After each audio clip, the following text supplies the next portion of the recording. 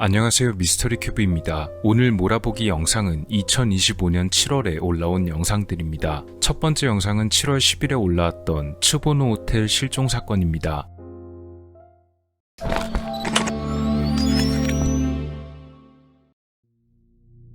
심령 스팟이란 말 그대로 유령이 나오는 장소 혹은 초자연적인 현상이 목격되는 곳을 뜻합니다. 아마 우리나라에서는 흉가, 폐가 혹은 폐건축물 등 버려진 집이나 건물 등이 대표적인 장소로 꼽히는데요. 예전에는 말씀드린 흉가나 폐가만을 지칭했지만 최근에는 굳이 버려진 건물만이 아니어도 이런 기괴한 현상이 목격되는 곳을 통칭해서 심령 스팟이란 단어를 사용하는 경우가 많습니다. 당연히 이런 심령 스팟은 한국만이 아니고 세계적으로도 여러 곳이 존재하는데요. 이런 심령 스팟만을 찾아다니면서 사진이나 영상 등의 자료를 남기거나 귀신이 나오는 곳에서 아예 하루 지내고 오는 심령 스팟 매니아들도 많이 존재한다고 합니다. 일본의 유명 심령 스팟 중에는 츠보노 호텔이란 곳이 있었습니다. 혹은 호텔 츠보노라고도 불리는데요. 일본 도야마현의 우오즈시에 위치한 곳으로 호텔 근처에는 온천이 있었다고 합니다. 이 온천은 염분과 미네랄 성분이 많이 포함되어 있어서 그냥 온천이 아닌 광천으로도 불립니다. 그래서 흔히 츠보노 광천이라고도 한다네요. 1970년대에 지어진 이 츠보노 호텔은 이런 특별한 온천과 함께 좋은 풍경을 메인으로 해서 많은 관광객을 유치하려 노력했다고 합니다. 실제로 어느 정도는 꽤 잘 유지가 되었던 것으로 보입니다. 하지만 1976년부터 자금 흐름이 이래저래 악화되면서 1980년대에는 오히려 부채가 늘어나게 되자 결국 버티지 못하고 파산 신청을 하게 됩니다. 건물의 소유권 이전 역시도 복잡하게 꼬였다고 하네요. 호텔의 주변 건물들은 철거되거나 해체가 되었지만 이 버려진 호텔 자체는 그냥 그대로 방치되었다고 합니다. 보통 이런 버려진 건물들이 되게 그렇듯이 이곳은 곧 많은 불청객들이 모여들게 되었는데요. 가출한 청소년, 불량배들이 모이는 장소로 사용되었으며 집이 없는 노숙인들도 이 건물에서 종종 발견됐습니다. 건물 내부는 이런 불청객들에 의해 부서지거나 벽에 기분 나쁜 낙서들이 새겨지는 등 여러모로 순환을 겪은 형태가 되었는데요. 동떨어진 곳에 남아버린 이 폐호텔은 어느샌가 귀신이 나온다는 장소로 소문이 납니다. 일본의 유명한 심령 관련 인물인 기보 아이코까지 이 호텔에 방문했었다는 이야기도 전해지는데요. 그래서 수많은 호러 매니아들과 심령 스팟 매니아들이 모이는 곳이 되었습니다. 사진 속 두 사람의 이름은 좌측부터 야시키 에미 그리고 우측은 타쿠미 이쿠가미입니다. 두 사람은 같은 학교를 나온 동창생으로 졸업한 뒤 야시키는 회사를 다니는 직장인, 타쿠미는 근처 슈퍼마켓에서 점원으로 일하고 있었는데요. 원래 친했던 두 사람은 졸업 후 사회생활을 하면서도 굉장히 친하게 지내던 것으로 보입니다. 1996년 이 둘은 조금 엉뚱해 보이는 계획을 떠올리는데요. 바로 츠보노 호텔에 방문하는 담력 시험이었습니다. 1996년 5월 5일 타쿠미 씨는 자신이 근무하던 슈퍼에서 손전등과 건전지, 라이트펜을 비롯한 물품을 구입한 뒤 야시키 씨의 차를 타고 호텔로 이동했다고 합니다. 이들은 친구에게 무선 호출기를 통해 메시지를 보냈고 우오즈시에 도착했다는 짧은 내용이었다고 합니다. 이 메시지는 꽤 늦은 시간에 도착했는데 거리를 감안했을 때는 생각보다 오래 걸린 편이었다고 하네요. 그런데 이 메시지를 마지막으로 이들은 실종됩니다. 다음 날까지도 두 사람은 귀가하지 않았고 무선 호출기를 포함해 어떤 연락도 닿지 않았습니다. 가족들의 신고를 받고 경찰이 출동해 조사를 벌였는데요. 호텔 건물 내부에서도 그리고 그 주변에서도 도저히 두 사람의 흔적을 찾을 수 없었습니다. 더 이상한 것은 두 사람이 타고 온 자동차 역시 그 어디에서도 찾을 수 없다는 점이었는데요. 혹시나 차량이 추락한 것이 아닐까 싶어서 헬기와 산악구조대까지 출동했지만 그 어디서도 차량의 흔적은 발견되지 않았다네요. 이들의 차가 마지막으로 목격되었던 것은 두 사람이 호텔로 떠난 그날 저녁 10시경 우오즈시에 인접한 어느 주유소였습니다. 이들이 마지막으로 보낸 메시지가 호텔에 도착했다가 아닌 우오즈시에 도착했다였던 것으로 미뤄봤을 때 어쩌면 이 두 사람이 어떤 사정이 생겨서 호텔에 방문한 뒤에 다른 곳으로 갔거나 혹은 이곳에 아예 들르지 않았을 가능성도 있지 않았을까요? 나중에 경찰의 조사로 이들이 주유소 말고도 또 다른 장소에 방문했었던 것이 확인되었는데요. 바로 이미즈시, 당시에는 신미나토시에 있던 카이오마루 공원이란 곳이었습니다. 당시 이곳은 늦은 시각에도 사람들이 많이 모이던 곳으로 실종된 두 사람과 비슷한 또래들이 많은 장소였다고 합니다. 아마 그래서 이들도 이곳에 들렀던 것이 아닌가 싶었지만 딱히 이렇다 할 단서나 증언들은 없었다네요. 실종 1년 뒤인 1997년에도 진척이 없었고 지역신문인 도야마 요미우리 신문에서도 두 사람의 실종 사건을 한 번 더 대대적으로 다뤘지만 실종자도 자동차도 어디서도 찾을 수 없었기에 이 사건은 긴 시간 동안 미제 사건으로 남게 됩니다.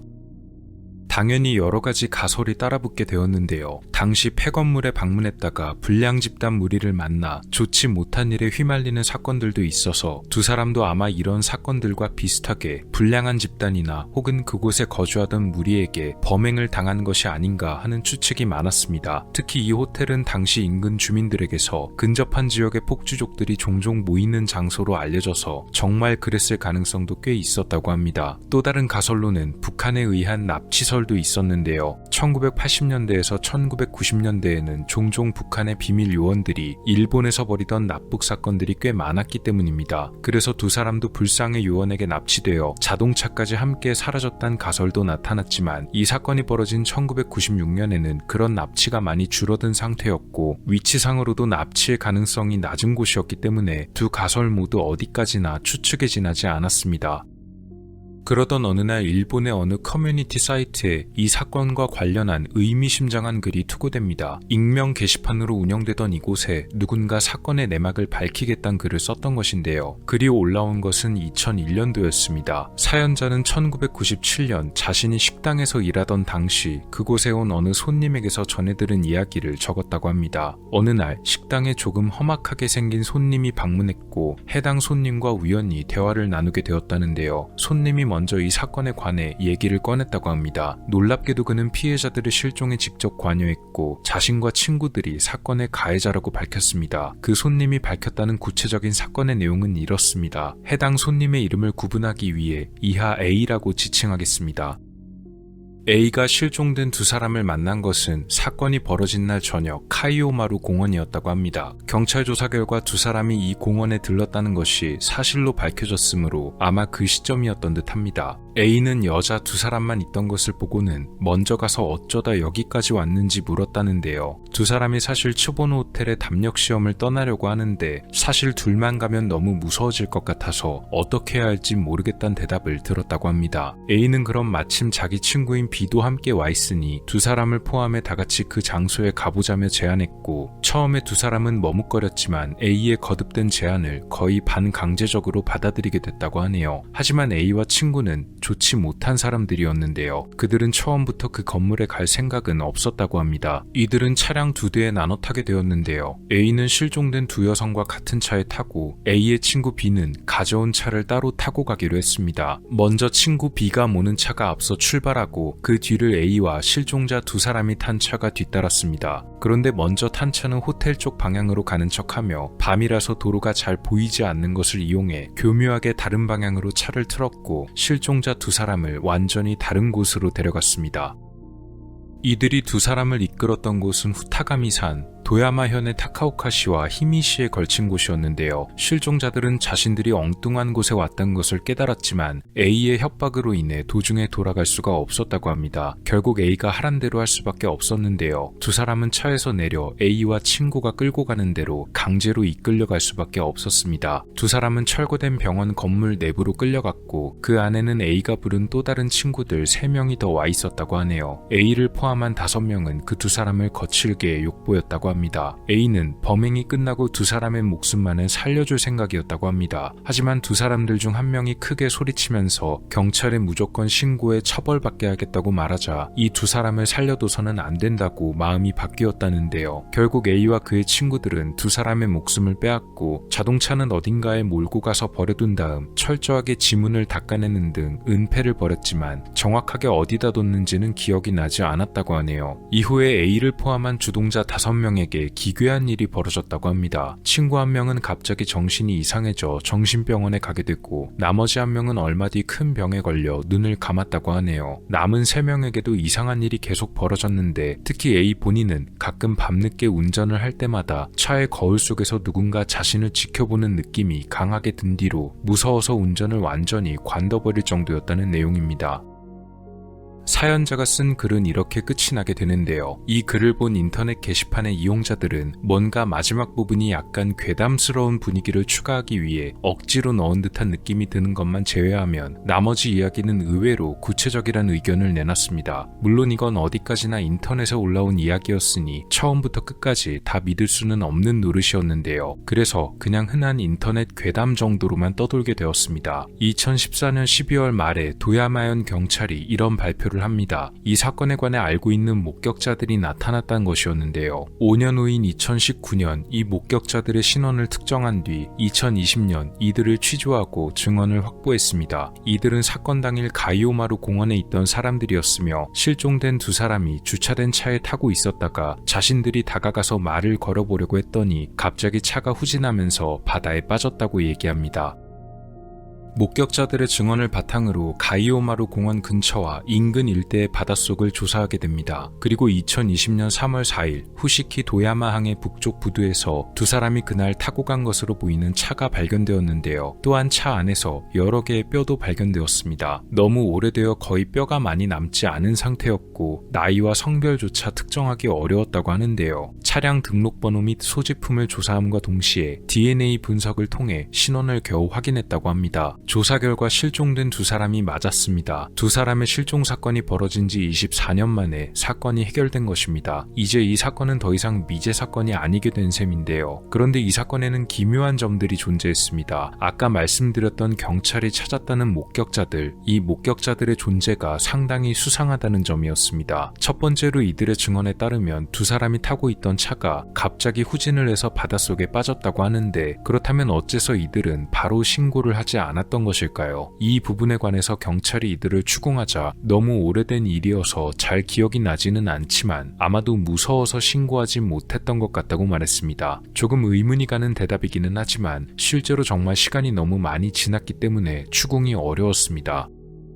두 번째로 이 목격자들의 정체였는데요. 이 목격자들은 남자 3명이었다고 합니다. 일각에 따르면 이 세 사람은 따로따로 나타난 것이 아니고 동시에 갑자기 나타나서 사건에 대해 증언을 했다고도 전해집니다. 앞서 말했듯이 무서워서 신고를 못했다는 점도 이상하지만 오랫동안 침묵을 지키다가 갑자기 나타난 점도 수상하긴 했습니다. 일부에서는 이런 의견을 내놓기도 했는데요. 이들이 사실은 실종자들의 사건에 깊이 관여되어 있고 그들이 목숨을 잃게 된 원인을 제공한 인물들이며 신고했다간 당연히 범인으로 몰리게 될 테니 이른바 사건의 시효가 지날 때까지 기다렸다가 이쯤이면 됐다 싶은 타이밍에 나타나서 마치 목격자인 척하며 사건의 단서를 제공했다는 주장입니다. 나름대로 꽤 일리가 있어 보이기도 하지만 실제로 확인된 바는 아무것도 없었습니다.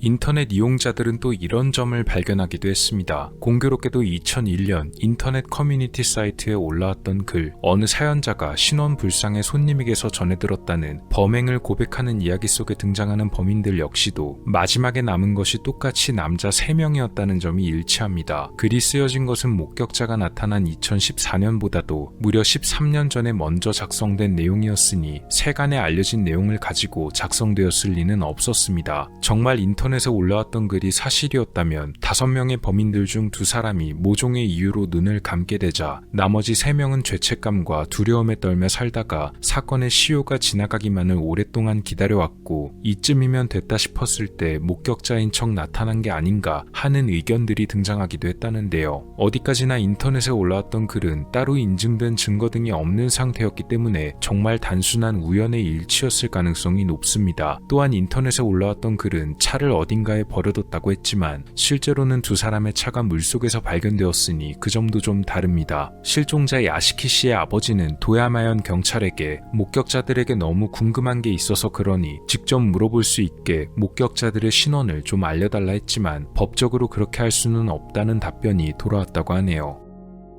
물론 당연히 증인과 목격자 보호를 위해서 경찰이 그들의 신원을 함부로 알려줄 수는 없겠지만 한편으로는 3사람이 차가 빠지는 것을 목격했을 때 바로 경찰에 신고를 하기만 했더라면 실종자 가족이 20년을 넘게 기다리는 일은 없었을 것이고 경찰 수사력을 좀 더 집중할 수 있었을 테니 그런 면에서 무척 아쉬운 점이기는 합니다. 24년 만에 해결이 되기는 했지만 무언가 찜찜함을 남기는 사건이 되고 말았습니다. 특히 오히려 목격자들이 나타나고 나서 사건의 기묘함이 더 부각되었던 듯도 한데요. 정말 일부에서 말하던 주장대로 2001년에 작성되었던 인터넷 사연의 내용 속 범인들이 시간이 지날 때까지만을 기다렸다가 나중에 가서야 목격자인 것처럼 나타났던 것일까요? 우연의 일치였다고는 해도 굉장히 기묘하기는 합니다. 24년 만에 해결된 미제 사건, 츠보노 온천 실종 사건 이야기였습니다.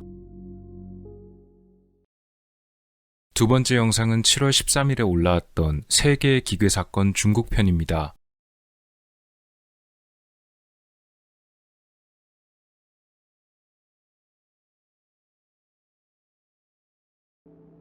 2012년 4월 25일 중국의 윈난성에 위치한 남먼마을, 이 지역에서 실종 사건이 하나 발생합니다. 실종자는 한야오란 이름의 남성, 실종 당시 19살로 쿤밍시에 있는 한 회사의 인턴 직원이었습니다. 그날 오전 7시부터 현장에 나와 작업을 하던 그는 20분 거리였던 사무실로 돌아오던 도중 실종되었습니다. 실종 신고를 접수하고 현장에 찾아온 한의 어머니는 주변의 아들의 행방을 수소문하다가 뜻밖의 사실을 깨닫게 됩니다. 그것은 바로 해당 지역 주변에서 유독 실종 사건이 엄청나게 많이 벌어졌던 것인데요. 무려 2005년부터 실종 사건이 일어났으며 장소나 행적들이 모두 굉장히 흡사하다는 공통점이 있었습니다.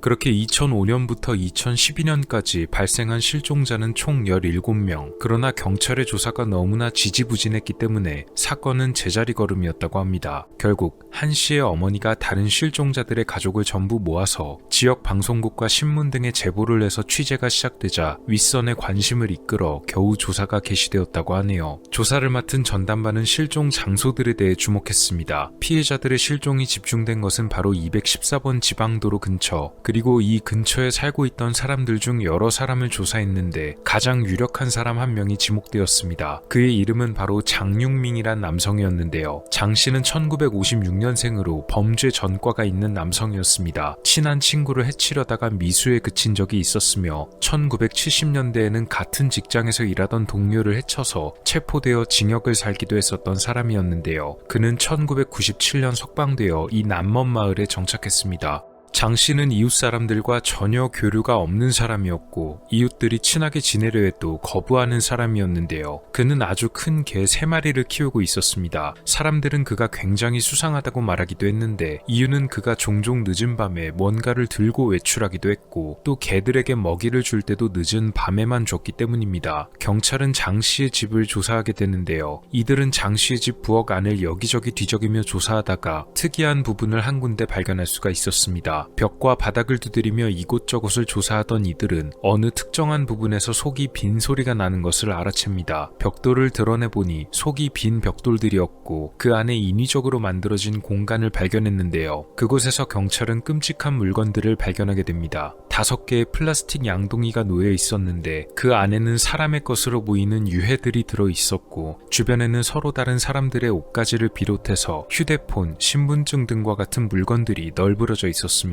벽에 붙은 접착 테이프에서 많은 머리카락이 발견되었는데 이건 실종자들 중 한 명인 첸 타오의 것으로 확인됩니다.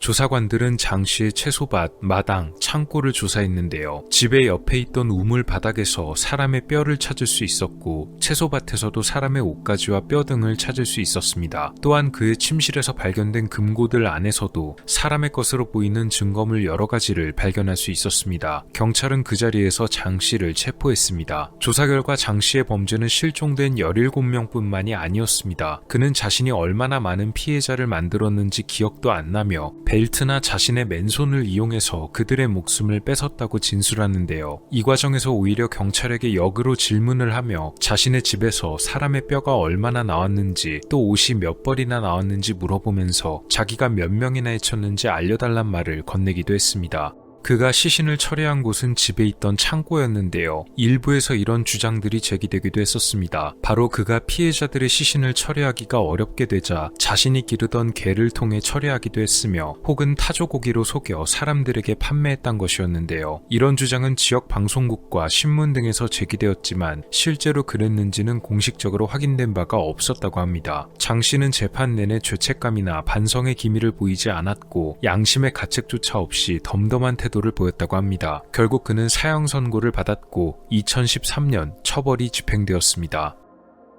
1995년 8월 광둥성 가오야오시의 진리진, 이곳에서 한 여성이 길을 걷다가 넘어진 뒤 정신을 차리지 못하고 그대로 실신하게 됩니다. 그녀와 함께 걷던 그녀의 아이까지 실신하고 말았는데요. 두 사람을 발견한 주변 사람들이 병원에 데려갔지만 두 사람은 안타깝게도 이미 목숨을 잃은 상태였습니다. 도대체 그들에게 무슨 일이 있었던 것일까요? 마을 사람들은 범인이 누구인지 이미 알고 있었던 듯합니다. 숨진 두 사람의 유족과 다른 마을 사람들은 모두 어딘가로 몰려가서 항의를 벌였는데요. 이들이 항의를 벌였던 곳은 바로 어느 회사의 건물 앞. 이 회사는 바로 이 지역에 있던 금광을 통해서 금을 캐내고 재련하는 광산업 회사였다고 합니다. 사람들이 이곳에 몰려간 이유는 간단했습니다. 1995년 5월 이 회사가 문을 열고 금 재련 사업을 시작한 이후 처음엔 회사 근처에 저수지 등에 서식하던 물고기들이 모두 알 수 없는 이유로 폐사했고 그 다음에는 농작물들이 전부 시들어버렸으며 돼지와 소를 비롯한 가축들까지 전부 쓰러져 갔습니다. 그 뒤에는 사람들도 목숨을 잃게 되는 사건이 벌어진 것인데요. 비슷한 일이 한두 번이 아니었다고 합니다. 어쩌면 회사가 재련을 하며 사용했던 화학 물질을 그대로 방류하여 벌어진 일이었을 가능성이 높기는 했습니다. 하지만 회사 역시도 주민들의 의견에 맞섰는데요. 자신들의 소행이란 증거를 밝히고 싶다면 피해자들의 시신을 부검해서 자세하게 조사하고 정확한 사인을 밝혀야만 수긍하겠다는 것이었습니다. 그러나 피해자의 유족들은 부검에 동의하지 않았는데요. 이들은 신체가 훼손되면 혼이 성불할 수가 없다면서 부검을 반대했기 때문에 협조가 무척 어려웠다고 합니다. 우여곡절 끝에 6구의 시신을 부검하는 것에 성공합니다. 그리고 그들의 몸 안에서 뜻밖의 성분이 발견되는데요. 금광에서 금을 재련하는 데 사용되던 성분이 아니고 쥐약에 들어가는 성분들이 대량으로 발견된 것이었습니다. 이로 인해 회사는 다행히도 누명을 벗을 수 있었지만 도대체 쥐약 성분은 어디서 나온 것이고 이런 사건이 벌어지게 된 경위는 무엇인지 미궁에 빠집니다. 1995년 11월 중순 이 지역의 어느 식당에서 한 웨이터가 우연히 발견한 모습이 사건의 실마리가 됩니다. 그는 가게에 들렀던 어느 여성이 아침 식사 중에 사람들이 마실 물이 들어있는 주전자의 뚜껑을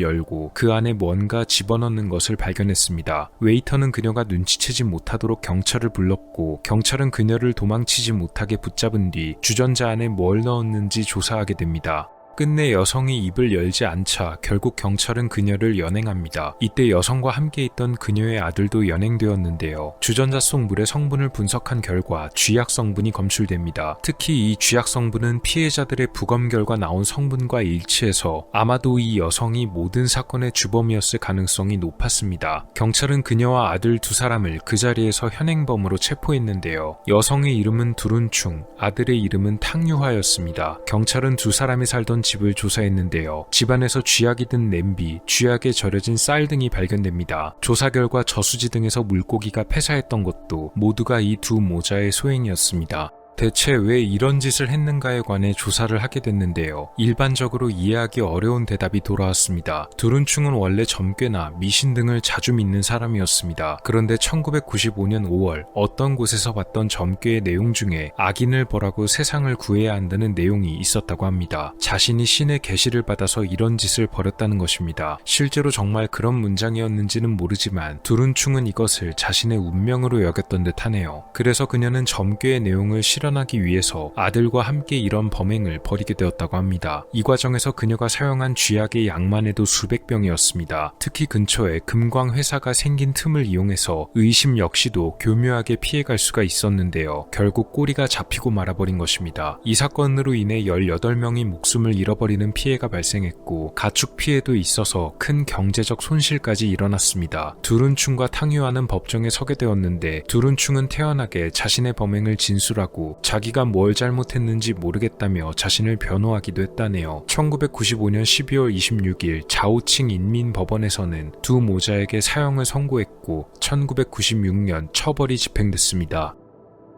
이 남자의 이름은 송징화입니다. 그는 1979년 내몽골에서 출생한 인물로 아버지 그리고 형과 함께 살고 있었습니다. 나중에 이들은 몽골에서 베이징으로 이주했는데요. 송징화는 형과 매우 가까운 사이였던 것으로 보이는데 두 사람은 범죄까지도 함께 저지를 정도였습니다. 어느 날 송씨와 그의 형은 택시를 잡아 탔는데 아마도 택시비를 낼 돈도 없이 탔던 모양이었습니다. 당연히 택시기사와 말다툼을 벌이게 되었는데요. 택시기사가 경찰에 신고하려는 낌새를 보이자 걸리자 두 사람은 기사에게 달려들어 그의 목숨을 뺏었습니다. 주변에 목격자도 없었으니 안심하고 도주했는데요. 그런데 예상과는 다르게 며칠 뒤 경찰이 찾아왔고 송 씨와 그의 형은 그 자리에서 체포되었습니다. 그리고 두 사람은 일체의 범행을 자백하게 되는데요. 결국 택시기사의 목숨을 해친 혐의로 인해서 송 씨의 형은 사형을 선고받은 뒤 처벌이 집행되었고 당시 17살이었던 송 씨는 징역 8년형을 선고받게 됩니다. 송 씨는 감옥 안에서도 그리고 출소 후에도 딱 하나만을 생각했습니다. 도대체 경찰이 자신들의 범행을 어떻게 알았을까였는데요. 송 씨가 내렸던 결론은 바로 형의 전 여자친구였습니다. 그와 그의 형이 그 범죄를 저질렀던 사실을 알고 있던 사람은 두 사람을 제외하면 형의 전 여자친구밖에 없었기 때문입니다. 그래서 송 씨는 그녀가 경찰에 신고했을 것으로 생각했고 그녀를 찾아내 형과 자신의 복수를 다짐했습니다. 하지만 형의 전 여자친구를 찾기는 무척 어려웠습니다.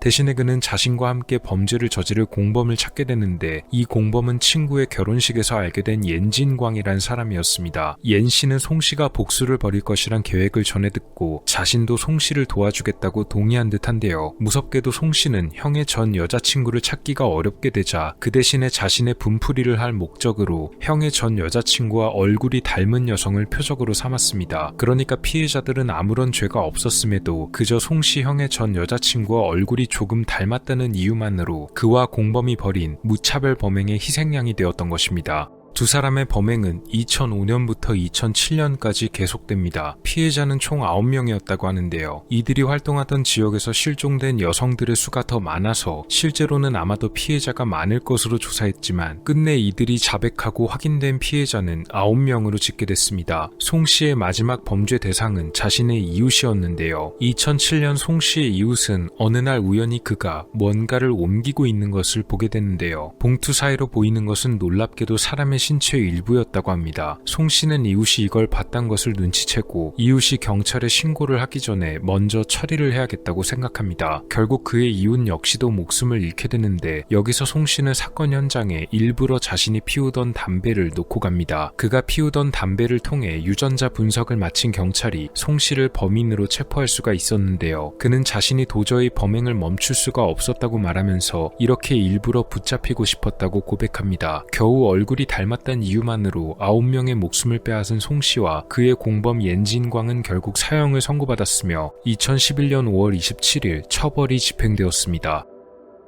중국 인민공안대학교의 심리학 교수로 재직하던 딩퉁춘, 그는 2006년 3월 경찰로부터 협조를 요청받았습니다. 용의자를 검거하기 위한 조사의 협조였는데요. 거짓말 탐지기를 통해 용의자를 가려내달라는 요청이었습니다. 하지만 그렇게 쉽지는 않은 일이었는데요. 무려 25명이나 되는 용의자들 중에서 진짜 진범이 누구인지를 가려내야만 했기 때문입니다. 그가 준비했던 질문의 개수는 총 76개, 무척이나 길고 복잡한 여정이 될 것 같았습니다. 예상대로 용의자를 쉽게 잡기에는 어려웠는데요. 그러던 중 어느 남성의 차례가 다가왔습니다. 그의 이름은 바로 양수밍이었습니다. 그런데 양 씨는 거짓말 탐지기로 조사를 받는 동안 무척이나 불안하고 산만한 모습을 보였는데요. 조사받는 동안 심하게 잦은 기침을 하기도 하고 자꾸 질문에 집중하지 못하는 모습을 보였으며 어딘가 아픈 곳이 없는데도 불규칙한 호흡을 보였습니다. 교수는 양 씨가 아무래도 굉장히 수상하다는 의견을 전달했는데요. 경찰은 양 씨를 다시 불러 조사받기를 요구했지만 양수밍은 경찰의 요청을 거절했습니다. 결국 경찰은 그를 강제로 불러와 앉혀 조사를 벌였는데 그의 진술 중에 앞뒤가 맞지 않는 점이 있었고 이 부분을 집요하게 파고들어 보니 확실히 매우 수상한 점이 있었습니다. 경찰은 그의 집을 조사해보기로 결정하는데요. 이들은 양 씨의 집에서 20개가 넘는 칼을 발견했고 이것을 정밀하게 검사한 결과 날의 미세한 틈새 등에서 서로 다른 사람들의 것으로 보이는 혈 그리고 특수한 섬유 조직 등을 찾아낼 수가 있었습니다. 양수밍은 결국 모든 범행을 자백하는데요. 경찰들이 뒤쫓고 있던 범인이 바로 양수밍이었습니다. 그는 이른바 붉은 옷의 악귀라고 불리던 사건의 범인이었습니다. 왜 하필 붉은 옷의 악귀란 이름이 붙었냐면 피해자 대다수가 빨간 옷을 입고 있었기 때문입니다. 그리고 꼭 비가 오거나 눈이 오는 날에만 사건이 벌어졌기에 언론 등지에서 이런 별명을 붙였던 것입니다. 양수밍은 1966년 산시성에서 태어났으며 중학교 때부터 일찍 취업 전선에 뛰어들었다고 합니다. 그리고 미래의 아내가 될 여자를 만났으며 두 사람은 금세 사이가 좋아져 일찍 혼인하게 되었는데요. 양수밍과 그의 아내는 주변 이웃들에게서 착실한 사람들이란 평가를 받았다고 합니다. 그런 양 씨의 범행은 1992년부터 시작되었는데요. 첫 사건은 비가 많이 내리는 날이었습니다. 그의 첫 피해자로 알려진 종루이는 16살의 여성이었고 퇴근 후 직장 동료들과 헤어져 혼자 길을 걷고 있었습니다. 양수밍은 그런 그녀의 뒤를 몰래 밟다가 가까이 다가가 무방비 상태의 그녀를 공격했는데요. 종루이는 양수밍의 공격을 받고 곧바로 넘어졌지만 크게 소리를 질러 도움을 요청했습니다. 아직 근처에 있던 직장 동료들이 달려왔고 양수밍은 이들이 오는 것을 보고는 도망쳤습니다. 동료들이 피해자를 병원에 옮겼지만 그녀는 목숨을 잃었습니다. 비가 왔던 바람에 양수밍의 발자국이 남았지만 조사에는 별다른 진전이 없었다고 하네요.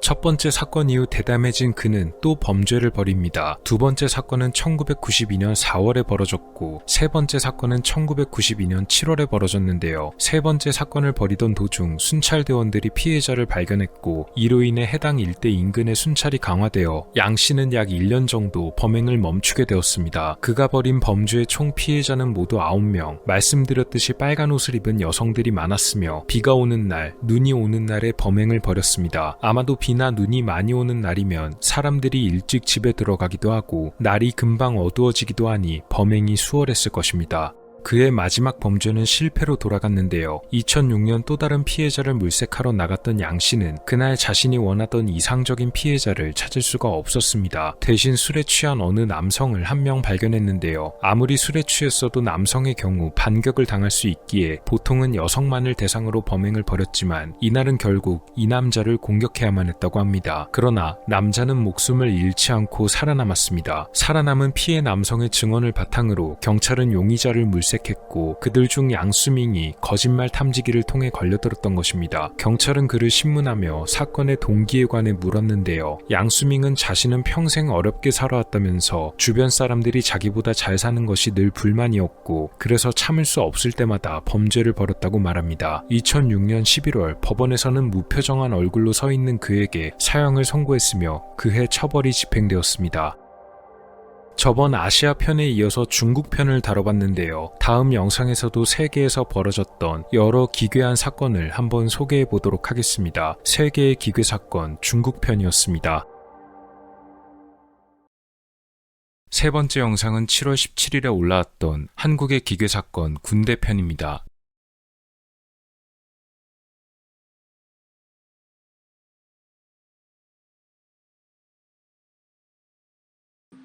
1997년 1월 3일 경기도 화성, 늦은 저녁 이곳에 위치한 어느 해안서초 위병소에 전투복과 스노우파커를 입은 정체불명의 남성이 나타납니다. 경계 근무를 서고 있던 병사들은 남성이 누군지 묻는데요. 소령 계급장을 달고 있던 이 남성은 자신을 백소령이라고 소개했습니다. 태연하게 암구호가 뭔지 잊어버렸다면서 초병들에게 암구호를 알려달란 말을 건네기도 했는데요. 소령 계급장을 달고 있는 전투모와 여유 넘치는 모습에 이들은 자연스럽게 그를 통과시켜주고 암구호도 알려줬습니다. 이후 이 백소령은 위병소를 지나 소초 내부로 들어왔고 당시 행정실에는 병사 한 명이 근무 중이었다고 합니다. 이 병사는 백소령의 모습을 보자마자 경례했고 경례 구호 소리를 들은 소초장 A소위가 달려나옵니다. 백소령은 소초장 A소위에게 자신이 군단에 새로 전입해왔으며 전입장교 교육 일환으로 해안 순찰을 나왔다고 설명합니다. A소위는 백소령의 이런 말을 그대로 믿을 수밖에 없었는데요. 이후에 소초의 책임구역, 현황 등에 관한 간단한 브리핑을 했습니다. 이 과정에서 백소령은 여러 가지 질문을 건네기도 했는데요. 특정 초소와 근처 지명의 위치 등에 대해 묻기도 했으며 부대 보급관이던 간부의 안부를 묻기도 하는 등 내부 사정을 아주 잘 아는 듯한 태도를 보였습니다. 그런 백소령은 A소위의 브리핑이 끝나자 한쪽을 가리켰습니다. 백소령의 손가락 끄트머리에 있던 것은 바로 총기 보관함. 그는 총기 보관함을 바라보며 저게 K2 소총인가? 라고 물었는데요. 소령 계급까지 단 인물이 국군 총기를 모른다는 점이 이상했지만 이내 그가 자기가 소대장일 때는 없었다라고 말하자 A소위는 의심을 풀고 K2 소총을 그에게 건네줍니다. 총의 이곳저곳을 신기한 듯이 만져보던 백소령. 그는 갑자기 A소위에게 A소희에게 자신이 직접 순찰을 다녀오겠다며 아예 실탄까지 넘겨줄 것을 요구하는데요. 그의 요구에 A소희는 부소초장의 총기와 실탄을 넘겨줬고 자신이 옆에서 수행을 하겠다고 했지만 백소령은 자신이 이 지역에 대해 아주 잘 알고 있다며 혼자 가도 괜찮으니 걱정 말라고 말합니다. 그리고 그렇게 혼자서 순찰을 나간 백소령은 그대로 사라졌습니다. A소희가 자신이 속아 넘어갔음을 깨달은 것은 얼마 뒤 새벽 1시경 찾아온 B 중대장의 소초 방문 때문이었는데요. A소희는 B 중대장에게 그날 상황에 대해 보고하고 아까 백소령이 총과 실탄을 갖고 혼자 순찰을 나갔는데 아직까지 돌아오지 않고 있다는 말을 건넸습니다. 그가 군단에 새로 전입해서 교육차 이곳에 왔단 것도 말했는데요. 여기서 중대장은 이상한 점을 느꼈습니다. 아무리 영관급 장교가 새로 왔다고 하더라도 사전에 아무런 연락도 없이 그것도 이런 늦은 밤에 교육차 이곳을 방문했다는 것도 이해가 안 됐던 데다가 혼자서 총과 실탄까지 가지고 순찰을 나갔단 것도 이상했습니다. 수상함을 눈치챈 중대장과 소희는 근처 초소에 연락을 해보는데요. 백소령이란 사람이 온 적은 없다는 대답을 듣게 됩니다. 여기서 일이 좀 급박하게 돌아갑니다. 중대장은 군단 본부에 연락해 백소령에 관해 물어봤지만 군단에서는 그런 사람을 내려보낸 적이 없다는 대답이 돌아옵니다. 또한 이 백소령은 실제 현역 장교가 맞기는 맞았지만 군단이 아닌 당시 특전사령부 소속 군인이었다고 하는데요. 두 사람은 그제서야 총기와 실탄이 탈취된 것을 눈치챘습니다. 연대 본부에서 수도군단 일대의 경찰서와 파출소에까지 모든 상황이 전파되기 시작했습니다. 해당 부대는 5분 대기조까지 출동시켰는데요. 사건이 벌어진 지 이미 2시간이 훌쩍 넘은 상태였고 새벽 3시경에 비상태세인 진돗개 하나가 발령되었지만 그의 흔적을 찾아내기에는 무리였습니다. 당시 경계근무를 서던 위병소의 병사들과 A소희의 증언을 토대로 몽타주가 만들어져 배포되었는데요. 용의자는 키가 약 175cm 정도의 전투복을 착용했으며 하얀색 스노우파커 차림을 한 40대 남성이었습니다. 군경이 힘을 합쳐 합동수사본부를 설치하고 추적했지만 그의 행방은 여전히 오리무중이었는데요. 백소령은 처음부터 이상한 점이 한두 가지가 아니었습니다. 가장 이상한 점은 그가 K2 소총을 처음 봤다고 말하면서 처음 본 총을 들고 순찰을 돌아보겠다고 말한 점이었는데요. 그것도 실탄까지 달라고 말하며 나갔다는 점이었습니다. 이 점에서 소초장 A소희가 수상함을 눈치챘으면 좋았겠지만 너무나 그럴듯한 백소령의 연기에 속아 넘어간 듯 보입니다. 합동수사본부는 처음에 용의자를 부사관으로 추정했습니다. 그것도 부대 사정을 아주 잘 아는 부사관일 것으로 생각했는데요. 해당 부대를 전역하거나 다른 부대로 옮긴 간부들, 부대 출입이 잦은 민간인까지 대상으로 조사 범위를 넓히기도 했습니다. 이 과정에서 용의자로 당시 34살의 엄모씨가 붙잡히기도 했는데 A소희와의 대질에서 그는 용의자가 아닌 것으로 확인됩니다. 어느 종교 집단의 내부 관계자가 범인이란 제보도 있었지만 이건 역시도 사실이 아닌 것으로 밝혀지게 되었는데요. 현재까지 가장 유력한 가설은 이 백소령의 정체가 바로 북한에서 보낸 간첩이란 것입니다. 북한에서 대한민국 국군이 사용하는 총기의 견본이 필요했고 그래서 고도로 훈련받은 간첩을 파견한 뒤에 그를 백소령으로 위장시킨 후 총기를 탈취하고 다시 유유히 북한으로 돌아갔을 것이란 가설인데요. 실제로 이후 백소령이란 사람의 행방을 완전히 알 수가 없고 탈취된 소총 역시 발견되지 않은 것을 보면 가능성이 매우 높습니다. 사건 이후 소초장 A소희는 구속되어 조사를 받았는데요. 총기를 분실한 책임을 물어 기소가 되었지만 최종적으론 무죄를 선고받았다고 합니다. 다만 경계에 실패한 책임은 대단히 무거웠는데요. 이 사건 이후로 군 경계 교육이 더욱 강화되었다고 합니다. 과연 백소령의 정체는 누구였으며 총은 어디로 사라진 걸까요? 1968년 5월 18일 안동시에 위치해 있던 문화극장, 이날은 영화 복수 마지막 회가 상영되고 있던 날이었습니다. 극장은 수많은 관객들로 가득 차 있었는데요. 저녁 10시가 넘어 영화가 끝나고 관객들이 몰려 나올 때 출구에서 거대한 폭음이 들려왔습니다. 30초 간격으로 폭음은 2번이나 들려왔는데요. 2발의 수류탄이 폭발하는 소리였다고 합니다. 수많은 사람들이 폭발로 인해 쓰러졌습니다. 이들 중 여러 명이 그 자리에서 눈을 감았고 중경상을 입은 부상자들도 20명이 넘어갔습니다. 사람들은 다시 전쟁이 일어났다고 착각할 정도였는데요. 당시 이 근처를 순찰 중이던 안동경찰서의 최방현 형사는 극장 근처에서 들려온 폭발 폭발음을 듣고 주변을 조사하다가 이내 비틀거리며 걷는 수상한 남자를 발견합니다. 이 수상한 남자는 하사로 복무하던 신영식이란 남자, 사건이 벌어질 당시에는 만취한 상태였다고 합니다. 최 형사는 신영식의 뒤를 쫓아 그를 붙잡았는데요. 놀랍게도 그는 주머니 안에서 수류탄 한 발을 또 꺼냈습니다. 그리고는 자신을 건드리면 폭발시키겠다며 위협했는데요. 근처 여인숙으로 그대로 도주했던 신영식은 여인숙을 포위한 경찰들과 대치를 하다가 만취 상태였던 나머지 잠이 들어버렸고 그대로 체포됩니다.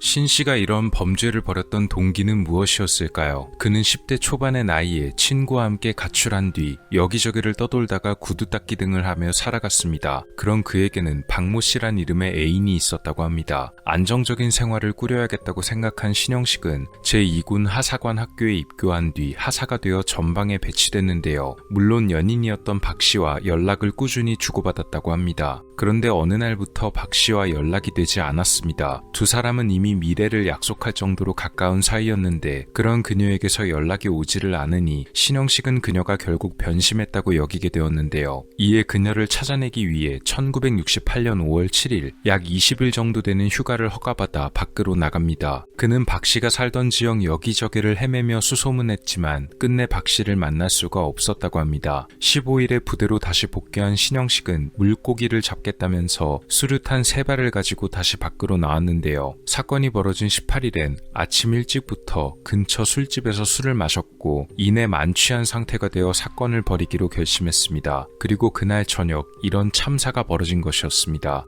그가 문화극장을 타겟으로 삼은 이유는 황당했는데요. 변심한 애인 박 씨에게 복수를 하고 싶었는데 마침 문화극장에서 상영 중인 영화의 제목이 복수여서 영화 간판을 보자마자 타겟으로 삼아야겠다는 생각을 했던 것입니다. 참 황당한 이유가 아닐 수 없었는데요. 술에 취해서 제정신이 아니었다고 볼 수도 있겠지만 술에 취하지 않았던 맨정신에 수류탄 3발을 가지고 나왔던 걸 보면 이미 복수심에 눈이 돌아갔다고 봐도 무방할 정도였습니다. 신영식의 재판은 5월 28일에 열렸는데요. 이 재판정에 뜻밖의 인물이 나타났습니다. 바로 변심한 줄만 알았던 신 씨의 연인 박 씨였는데요. 그녀가 남긴 증언은 상당히 놀라웠습니다. 그녀는 변심을 한 것이 아니었다고 증언하는데요. 알고 보니 신 씨와 함께 살 생각으로 방을 하나 따로 얻었는데 주소와 전화번호가 바뀌었다 보니 도저히 연락을 할 방법이 없었다는 것입니다. 모든 것이 신영식의 오해에서 비롯된 것이란 얘기였는데 박 씨는 신 씨가 징역을 받게 되면 출소할 때까지 기다리겠다고도 말합니다. 그러나 법원에서는 신영식에게 사형을 선고했으며 다음 해인 1969년 2월에 선고가 확정되었습니다. 처벌은 선고 확정 5개월 후인 7월에 집행되었으며 신 씨 본인의 희망에 따라 그의 각막이 기증되었다고 하네요. 만약 연인 박 씨의 해명이 사실이었다면 오해로 인해 벌어진 참 비극적인 사건이 아니었나 합니다.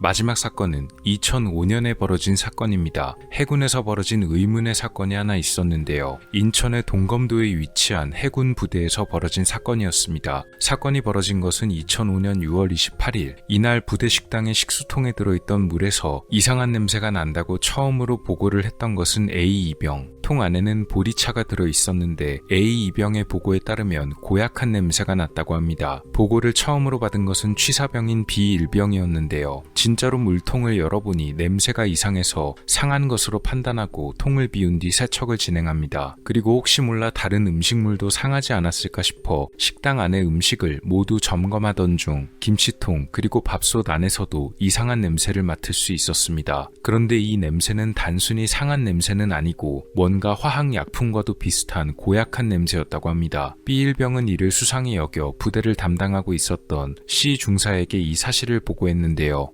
C 중사는 혹시 사건 보고 전 음식물을 취식한 이가 있는지 아니면 보리차를 음용한 인원이 있는지를 조사했고 이 과정에서 D2병이 보리차를 마셨다고 말해서 즉시 구토를 하게 하는 등의 조치를 취했지만 D2병의 상태가 나빠져 군 병원으로 후송시켰습니다. 해군 본부에서 인원을 파견하여 사건을 조사했는데 이 과정에서 보리차 안에 실제로 이물질이 들어간 것이 확인됩니다. 성분 조사 결과 제초제 성분이었던 것이 밝혀지는데요. 아주 독성이 강한 중독성 제초제의 일종이었다고 합니다. 또한 물통과 김치통 등에서도 이 성분이 검출되었으며 부대 내에 보관되어 있던 제초제들이 분실된 것이 확인되어 누군가 이것을 일부러 뿌렸음을 알 수가 있었습니다. 해당 부대는 군부대 특성상 외진 곳에 위치해 있었고 부대 내에 비치된 제초제의 위치를 알고 있던 점, 그리고 병사들이 필수적으로 먹을 수밖에 없었던 밥과 김치, 식수의 약을 살포했던 것으로 봤을 때 외부인이 아닌 부대 내의 인물이 용의자였음이 확실했습니다. 국방부 과학수사연구소에서 거짓말 탐지기 최면 수사를 벌이면서 수사 범위가 점점 좁혀져 오게 되자 결국 가해자는 선처를 받을 생각으로 범행을 자백했다고 하는데요. 뜻밖에도 가해자는 최초로 물이 이상한 것을 발견한 A이병, 그의 자백과 군 검찰의 조사에 따르면 사건의 동기는 바로 병영 부조리 때문이었다고 합니다. 6월 8일에 해당 부대로 전입을 왔던 A이병은 선임병들로부터 업무를 제대로 하지 못한다며 질책을 받아왔고 사건 당일이었던 28일 오전 6시 10분경에도 국기 개항에 늦었다는 이유로 욕설과 얼차려를 당했다고 합니다. 이에 격분했던 A이병은 그날 제초제를 빼내어 6시 20분경 식수통을 비롯한 반찬들에 제초제를 뿌렸는데요. 그러다가 10분 후인 6시 30분경에 가만히 생각해보니 자기를 괴롭힌 선임들만이 아닌 상관없는 사람들까지도 이 물이나 음식을 먹었다가 탈이 날 수도 있겠다는 생각이 들어서 겁을 먹고 B일병에게 자기가 발견한 것처럼 보고를 했던 것입니다. 이 조사 과정에서 또 다른 사실도 밝혀졌는데요. 보리차를 마셔서 병원에 후송된 D이병은 실제로 사고 당일 아침에 보리차 두어 잔을 마시기는 했지만 마셨던 시각이 A이병의 범행 전이었던 것이 밝혀집니다. 다만 D이병은 사건이 예상외로 확대되는 것에 겁이 나서 사실대로 말을 할 수가 없었다고 하는데요. 이번 기간 중 환자 보호 차원에서 조사를 할 수가 없던 나머지 사실 확인 관계가 늦어져 수사의 혼선이 빚어지기도 했습니다.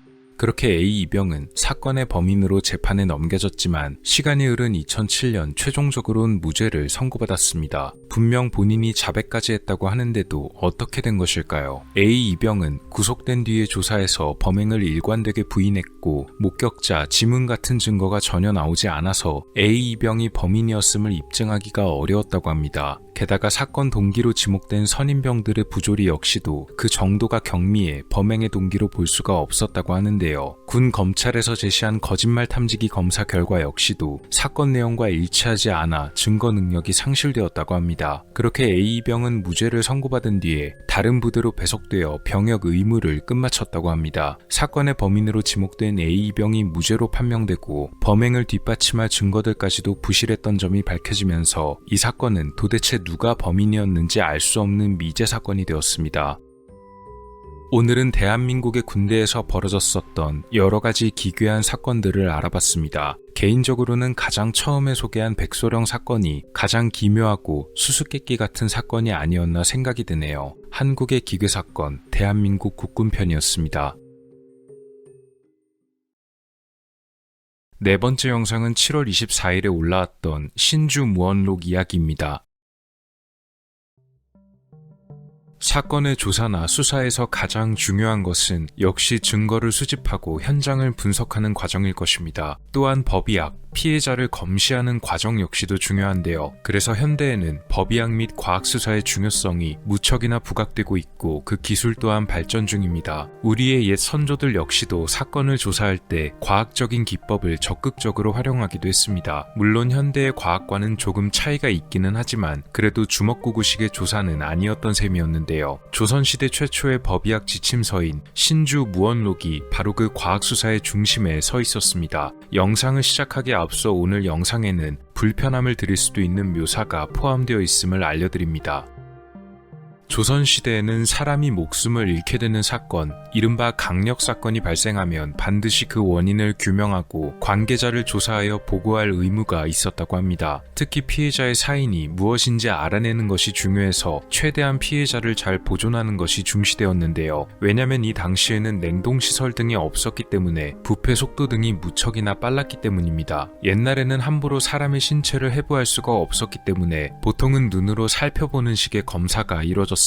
이렇게 피해자를 검안하는 조사관들이 있었는데 이를 흔히 복검관이라고 불렀으며 보통은 지역의 군수나 감사, 사또 등이 맡았다고 하네요. 그리고 이런 검안 및 사건의 조사를 어떻게 해야 할지 알려주는 사건 조사 지침서가 있었는데요. 이것이 바로 신주 무언록입니다. 신주 무원록은 원래 무원록이란 이름으로 나온 책이었습니다. 원본인 무원록은 조선에서 만들어진 책은 아니고 원나라의 왕열한 사람이 묶어내어 편찬했던 책이었습니다. 일종의 법의학적 내용들과 조사 기법이 담긴 책이었고 그는 여러 가지 사실을 참고하여 무원록을 집필했는데요. 무원록은 한자로 없을 무에 원망할 원을 써서 원통함이 없게 하라는 뜻으로 지어진 제목이라고 합니다. 또 세원짐록, 평원록이란 책들도 존재했었는데요. 이건 역시도 원한을 씻어낸다, 평등히 다뤄준다는 뜻으로 비슷한 지침을 적어둔 일종의 수사 매뉴얼들이었다고 합니다. 이 무원록은 중국에선 1308년에 발행되었는데요. 한국 민족문화 대백과 사전의 신주 무원록 항목 설명에 따르면 우리나라 문헌상으로는 1419년에도 언급된 적이 있었다고 하며 그 뒤 1430년에도 한 번 더 언급이 되었다고 합니다. 본격적으로 도입이 된 것은 1435년이 그 시초였다고 하는데요. 이후 1438년에 세종대왕이 최치훈 등에게 명하여 무원록을 해설하여 편찬하게끔 하고 유이손에게 서문을 쓰게 한 신주 무원록이 간행되었다고 합니다. 사실상 조선 최초의 법의학서였던 셈이었는데요. 그런데 이 신주 무원록에는 치명적인 단점이 있었습니다. 그것은 이 책이 중국의 무원록의 해설만 붙인 책이다 보니 실제로 조선의 상황과는 다른 사항들이 좀 많았던 것입니다. 한 가지를 예로 들면 조선에서는 독을 이용한 사건이 벌어질 때 보통은 비상이란 독이 주로 사용이 되었는데요. 반대로 중국에서는 이런 비상이 사용되는 경우가 드물었기에 이것을 사용한 사건에 관한 서술이 사실상 없었다고 합니다. 또한 왕의 명령으로 인해 시행되는 법령들이 이런 과학 수사를 뜻하지 않게 방해하는 경우도 있었는데요. 가령 무덤을 파내어 시신을 꺼내지 말라는 것을 예로 들 수 있겠습니다. 원래는 시신을 훼손하는 등의 행위를 막기 위함이었지만 반대로 시신을 꺼내어 조사하는 행위도 금지하는 법령이었기 때문에 사건의 가해자들이 피해자의 시신을 서둘러 땅에 묻어버리고 아예 조사 자체가 불가능하게 만들어버리는 경우가 있었기 때문입니다. 그래서 나중에 이 신주 무원록을 조선시대의 실정에 맞게끔 새로 수정한 증수무원록이란 책이 등장하게 됩니다. 구택규란 인물과 그의 아들 구윤명이 이어서 집필했는데요. 이 책은 신주 무원록을 더욱 보완해서 나온 책이었습니다. 첫째로는 조선의 상황에 맞게끔 실정을 반영하고 두 번째로는 부족한 내용을 여러 가지로 보충했으며 그로 인해 조사 체계를 더욱 구체적으로 완비한 책이었는데요. 일단 영상에서는 편의상 그냥 신주 무원록으로 서술하겠습니다. 그렇다면 이 신주 무원록에는 어떤 내용들이 들어있었을까요? 일단 이 책이 나름대로 과학적인 기법을 적어놓긴 했지만 지금 보면 과학적으로는 맞지 않는 엉뚱한 말이나 혹은 약간 허술해 보이는 부분들도 작성되어 있었습니다. 하지만 아주 옛날에 나온 책이었던 것을 감안하고 다만 그 옛날에도 이런 기법을 사용해서 적극적으로 조사를 하려 했던 것에 의의를 둬야겠습니다. 말씀드렸듯이 시신에 손을 대는 등의 행위가 불가능했기에 보통은 눈으로 보고 검사하거나 만져보는 것까지만 허용됐습니다. 그래서 대부분의 검시는 색을 구분하는 것으로 진행됐는데요. 바로 시신의 얼굴과 피부색을 통하여 사인을 조사했습니다. 피부가 붉어지는 적색일 경우에는 직접적인 구타가 원인이고 푸른색이라면 독살, 하얀색이라면 동사, 그리고 전체적으로 황색을 띠면 병으로 인한 병사로 구분했습니다. 그런데 여기서 문제가 하나 있었는데요. 얼굴과 피부의 색으로만 사인을 규명한다는 점 때문에 시신의 피부 및 얼굴색을 위장하는 기법까지도 발달했다는 점이었습니다. 그런 위장 기법들 중에는 나뭇잎을 사용한 것도 있었는데요. 구타 등으로 인해 목숨을 잃게 된 사람의 상처 위에 특정한 나뭇잎을 식초에 담갔다가 얹어두면 신기하게도 상처의 흔적이 사라지는 위장 방법이 있었다고 합니다. 그래서 책에서는 이런 가려진 상처를 밝혀내는 방법도 알려줬는데요. 바로 감초즙을 이용한 방법이었다고 합니다. 시신을 검안하는 사또는 의심스러운 부분이 보이면 일단 해당 부분을 손으로 만져서 부어 올랐는지 또 단단한지 단단하지 않은지를 판단하고 단단하지 않으면 가해자가 위장한 흔적으로 보고 이 부분에 감초즙을 발라봐야 한다는 내용이었습니다. 신기하게도 감초즙을 바르면 이 위장한 상처가 즉시 나타났다고 하네요. 독사를 구분하는 방법에는 두 가지가 사용되었는데요. 은으로 만든 비녀를 사용하는 방법과 반개법이란 방법이었습니다. 독살이 의심되는 시신이 있다면 즉시 입을 벌리고 목구멍 안에 비녀를 집어넣은 뒤 잠시 후에 꺼내는 것입니다. 이 당시에는 말씀드렸듯이 비상이란 독이 자주 사용되었는데 비상은 비소와 황의 화합물이어서 이 비상과 은이 만나면 은이 반응하여 색이 변색되었기 때문에 독살인지 아닌지를 구분하는 주요 방법이었다고 하네요. 두 번째 방법인 반개법은 인계법은 닭이 사용되는 방법이었습니다. 은비녀를 사용해도 반응이 없을 경우에 사용된 방법인데요. 우선 밥을 지어서 밥 한 그릇을 준비해 옵니다. 그리고 마찬가지로 시신의 입을 벌려 목구멍이 보이게 한 다음 밥을 목구멍 안에 넣고 종이로 입을 막아두는 것인데요. 잠시 후에 시신의 입 안에 넣었던 밥을 도로 꺼내서 닭에게 먹인 후에 닭이 어떻게 되는지를 보는 것입니다. 만약 닭이 그 자리에서 숨지거나 혹은 미친 듯이 날뛴다면 이건 역시도 독을 사용한 사건으로 판단했다고 하네요. 물에 빠져 숨진 사람을 구분하는 방법도 있었습니다. 물에 빠진 시신을 밖으로 건져내었을 때 입과 코에서 하얀 물거품이 나오면 익사한 시신, 반대로 물거품이 관찰되지 않는다면 이미 숨진 다음 물에 던져 사고로 위장된 시신으로 구분했습니다. 이것은 물에 빠진 사람은 허우적대다가 물을 먹게 되고 이때 기관지 안의 공기와 점액이 물과 섞이면서 하얀색 거품이 만들어지기 때문이었다고 하네요. 반대로 조금 비과학적인 방법들도 수록되어 있었는데요. 방금 말씀드린 물에 빠진 시신을 구분하는 경우에 남자의 시신은 엎드린 자세가 되고 여자는 위를 바라본 자세가 된다는 서술이 있었는데 지금의 과학적 관점으로 봤을 때는 부정확한 서술입니다. 이런 서술이 나온 이유는 음양이론 때문인데요. 남자의 양기는 얼굴에 모이고 여자의 음기는 등에 모이기에 그러한 자세가 나온다는 서술이 작성된 것이었습니다. 또한 오래전 헤어진 형제 자매가 진짜 한 가족인지 아닌지를 구분하는 방법도 적혀 있었는데 이 방법이 지금 보기엔 다소 황당합니다. 일단 맑은 물 한 사발과 바늘 하나를 준비합니다. 두 사람이 각각 손가락에서 피 한 방울씩을 짜내어 떨어뜨리고 만약 두 사람이 짜는 피가 서로 잘 섞이면 진짜 가족이 맞고 섞이지 않으면 형제자매가 아니란 서술도 있었는데요. 조금 황당하기는 하지만 현대 유전자 분석 기법처럼 혈액을 이용한다는 발상 자체는 좀 참신해 보입니다. 이 신주 무언록은 조선시대 여러가지 사건에 활용됐다고 하는데요. 지금 소개해드릴 사건도 그런 사건들 중에 하나입니다. 1796년에 벌어진 어느 사건에 관한 이야기입니다. 황해도 평산 관아에 한 고발장이 접수가 되었는데요. 고발자는 바로 서봉방 장홍암 마을에 사는 양계수란 사람이었습니다. 그가 접수한 사건의 내용은 바로 아들 양성항이 같은 동네에 사는 이춘대 때문에 숨졌다는 내용이었습니다. 양계수와 양성항은 양반 가문의 사람들이었고 이춘대는 흔히들 말하는 아랫사람 계급이었다고 하는데요. 이 양반 집안의 자제인 양성항이 이춘대 때문에 불의하게 목숨을 잃게 되었는데 아들의 시신이 지금 이춘대의 집에 있다는 얘기였습니다. 이런 강력 사건이 벌어지면 사또가 가장 먼저 현장에 가봐야 하기에 당시 평산부사였던 유광천이 현장에 나섰다고 합니다.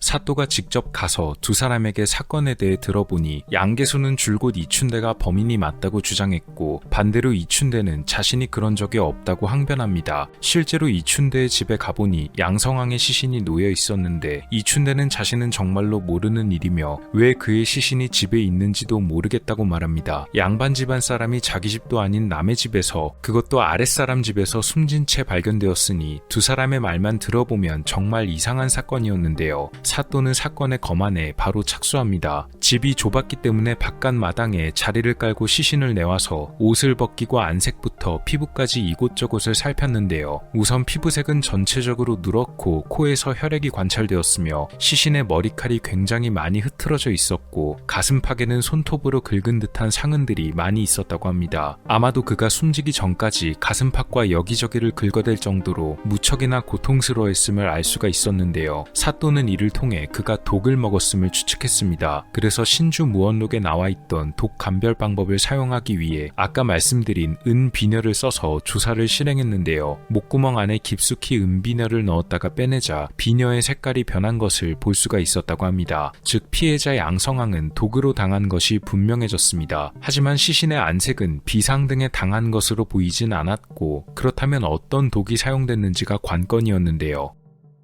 이에 사또는 사람을 시켜 피해자 양성항의 몸에서 대변을 채취하도록 지시했습니다. 그리고는 채취한 변과 맑은 물을 잘 섞어서 그릇 안에 넣고 오랜 시간 가열하도록 했는데요. 나중에 그릇 안을 보니 증발하고 남은 찌꺼기들 중에 누런 빛을 띠는 하얀색 알갱이들이 나왔다고 합니다. 사또는 이 불순물이 많이 섞인 알갱이와 피해자 양성항의 상태를 보고 혹시 이 알갱이가 소금 결정이 아닌가 추측했는데요. 그가 이것을 소금 결정으로 추측했던 이유는 다름 아닌 간수란 물질 때문이었습니다. 왜냐면 당시엔 간수로 인해 숨지는 사람들이 많았는데요. 이 간수는 습기를 머금은 소금 가마니들이 쌓인 곳에서 오랜 시간이 지난 후에 액체가 되어 흘러나오는 물질인데 너무 짜서 짜다 못해 아주 쓴맛이 나는 물질이었습니다. 그런데 이 간수는 단순히 소금 성분만 있는 것이 아니고 마그네슘, 염화이온, 황산염, 황산 마그네슘 등이 포함되어 그냥 직접 마실 경우에는 매우 위험한 것이었는데요.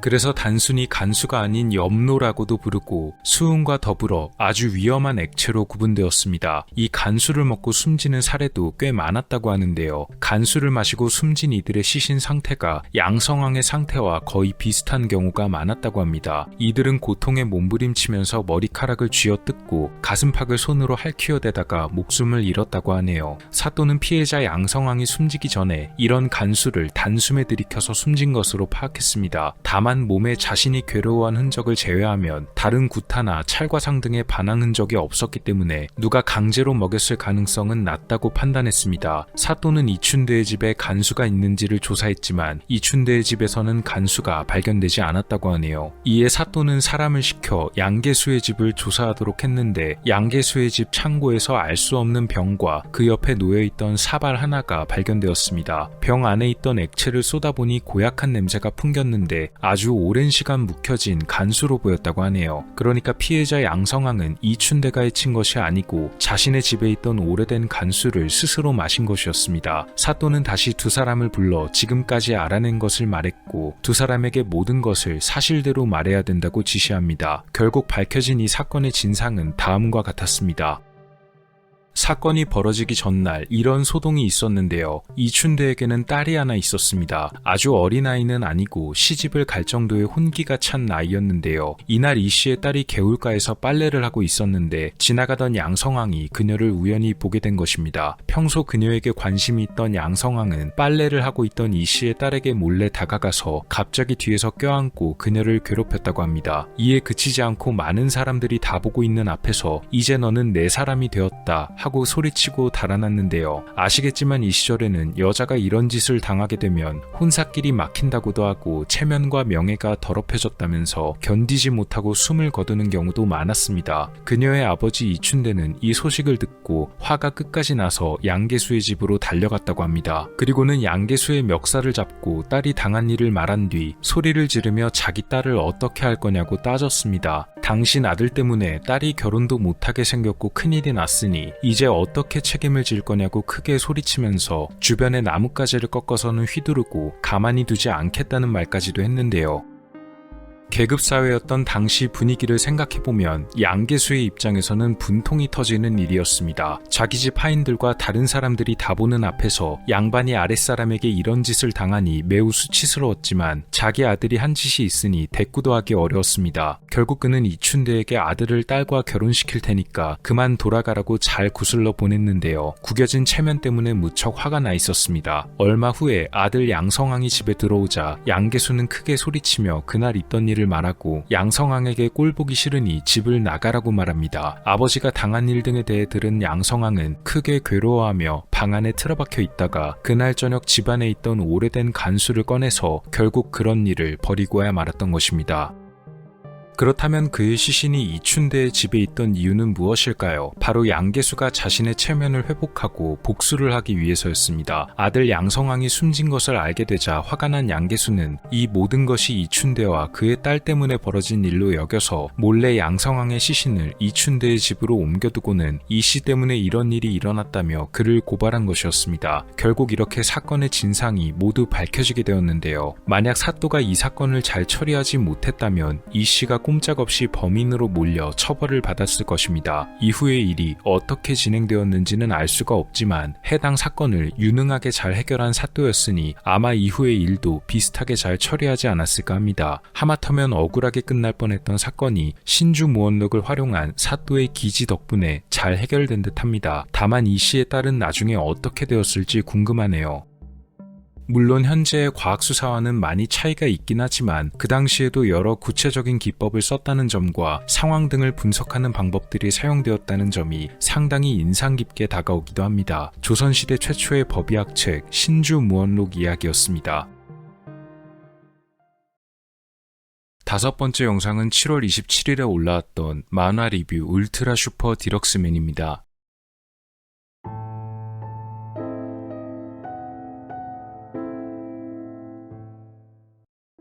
슈퍼히어로 하면 어떤 이미지가 떠오르시나요? 악당을 저지하고 정의를 실현하면서 모든 사람에게 사랑받는 이미지가 떠오릅니다. 물론 미움받는 히어로 컨셉의 작품들도 있지만 대개의 히어로는 권선징악의 일선에 서고 대중들의 인기를 한몸에 얻는 것으로 그려집니다. 하지만 이와는 반대로 분명 초인적인 힘을 가지고 있으면서도 모두에게 사랑이 아닌 두려움과 미움을 받는 히어로가 있는데요. 오늘 소개할 작품 울트라 슈퍼 디럭스맨이 바로 그 주인공입니다. 작품 속 대사와 나레이션 등은 가려두게 되었습니다. 이 점 많은 양해 부탁드립니다.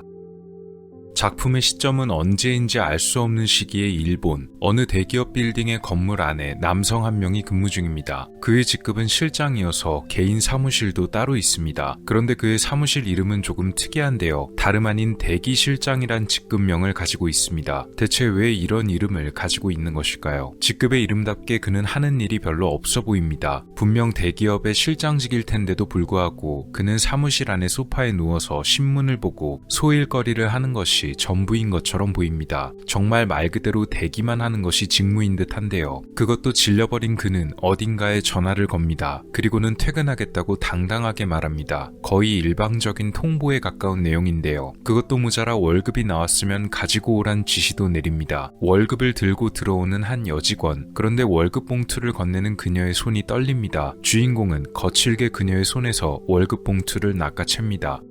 그리고 진짜로 그는 그대로 짐을 싸서 퇴근합니다. 하지만 아무도 주인공을 말리지 못하는데요. 심지어 그가 퇴근하는 것을 본 다른 직원들은 주인공을 보자마자 전부 어딘가로 도망가 버립니다. 주인공의 이름은 쿠라쿠 켄토. 켄토와 회사 직원들의 모습은 정말 이상합니다. 퇴근도 마음대로 하고 또 그런 그를 보자마자 피하기도 하고 마치 켄토를 없는 사람 취급하는 것인데요. 켄토 역시 그런 모습이 익숙해 보이는 듯합니다. 마침 화장실에서 나오던 어느 직원이 그를 마주칩니다. 그는 켄토를 보자마자 뒤돌아 화장실로 돌아가려 하지만 이내 켄토가 그를 불러 세웁니다. 켄토와 마주친 이 직원의 이름은 카타야마. 켄토는 카타야마를 불러 도망칠 필요는 없다고 말하는데요. 아마 카타야마와 켄토는 서로 친분이 있는 모양입니다. 켄토의 이런 말을 들은 카타야마는 도망치지 않았다고 말합니다. 켄토는 그런 게 아니면 왜 피했냐고 묻는데요. 같은 회사에 있으면서 얼굴 보기도 힘들다고 말합니다. 카타야마는 켄토가 바빠서 그런 것이라고 말하지만 켄토는 본인이 하는 일도 없는데 뭐가 바쁘냐고 반박합니다. 아마 켄토 본인도 자신의 처지를 당연히 잘 알고 있는 듯한데요. 계속되는 켄토의 반박에 카타야마는 거의 울 지경입니다. 심지어 기분이 상했다면 용서해달라고 무릎까지 꿇습니다. 켄토는 그런 그에게 신경 쓰지 말라면서 마침 잘 됐으니 오늘 저녁 자기 집에 놀러오라고 말합니다. 유쾌하게 전처럼 술이나 한잔 하자는 것인데요. 이를 들은 카타야마는 오히려 더 깜짝 놀랍니다. 그다지 달갑지 않아 보이는 표정인데요. 켄토와 친해 보이던 카타야마까지 왜 그렇게 두려워하는 것일까요? 그날 저녁 퇴근한 카타야마는 부인에게 이 사실을 털어놓습니다. 부인 역시 그에게 울며불며 소리를 치는데요. 왜 조심성 없이 화장실에서 나오다 마주쳤는지, 그렇지 않으면 놀러갈 일도 없을 텐데 하면서 화를 냅니다. 화를 낸다기보다는 안타까움의 외침에 가까운데요. 끝까지 가지 말라며 남편을 막아섭니다. 카타야마는 이것도 운명이라며 집을 나서고 부인은 문 앞까지 나와서 끝까지 그를 말립니다. 카타야마는 그런 부인을 잘 구슬리는데요. 그 괴물에게 거슬렀다간 무슨 일이 생길지 모른다고 말합니다. 즉 켄토가 괴물이나 마찬가지란 뜻입니다. 이쯤에서 켄토가 단순히 회사 내의 범상치 않은 인물임을 넘어서 회사 바깥의 인물들에게도 두려움을 받는 존재임이 밝혀집니다. 켄토의 집으로 가려는 그의 차를 경찰들이 막아섭니다. 그리고 그가 어디로 가는지 묻고는 이 앞에는 아무것도 없습니다란 의미심장한 말을 남기는데요. 분명 켄토의 집이 있을 텐데 왜 아무것도 없다고 말할까요? 결국 그는 자신이 켄토의 직장 동료이자 친구이며 그의 초대를 받아 집으로 가는 중이라고 설명합니다. 경찰들은 놀라며 그에게 길을 열어줍니다.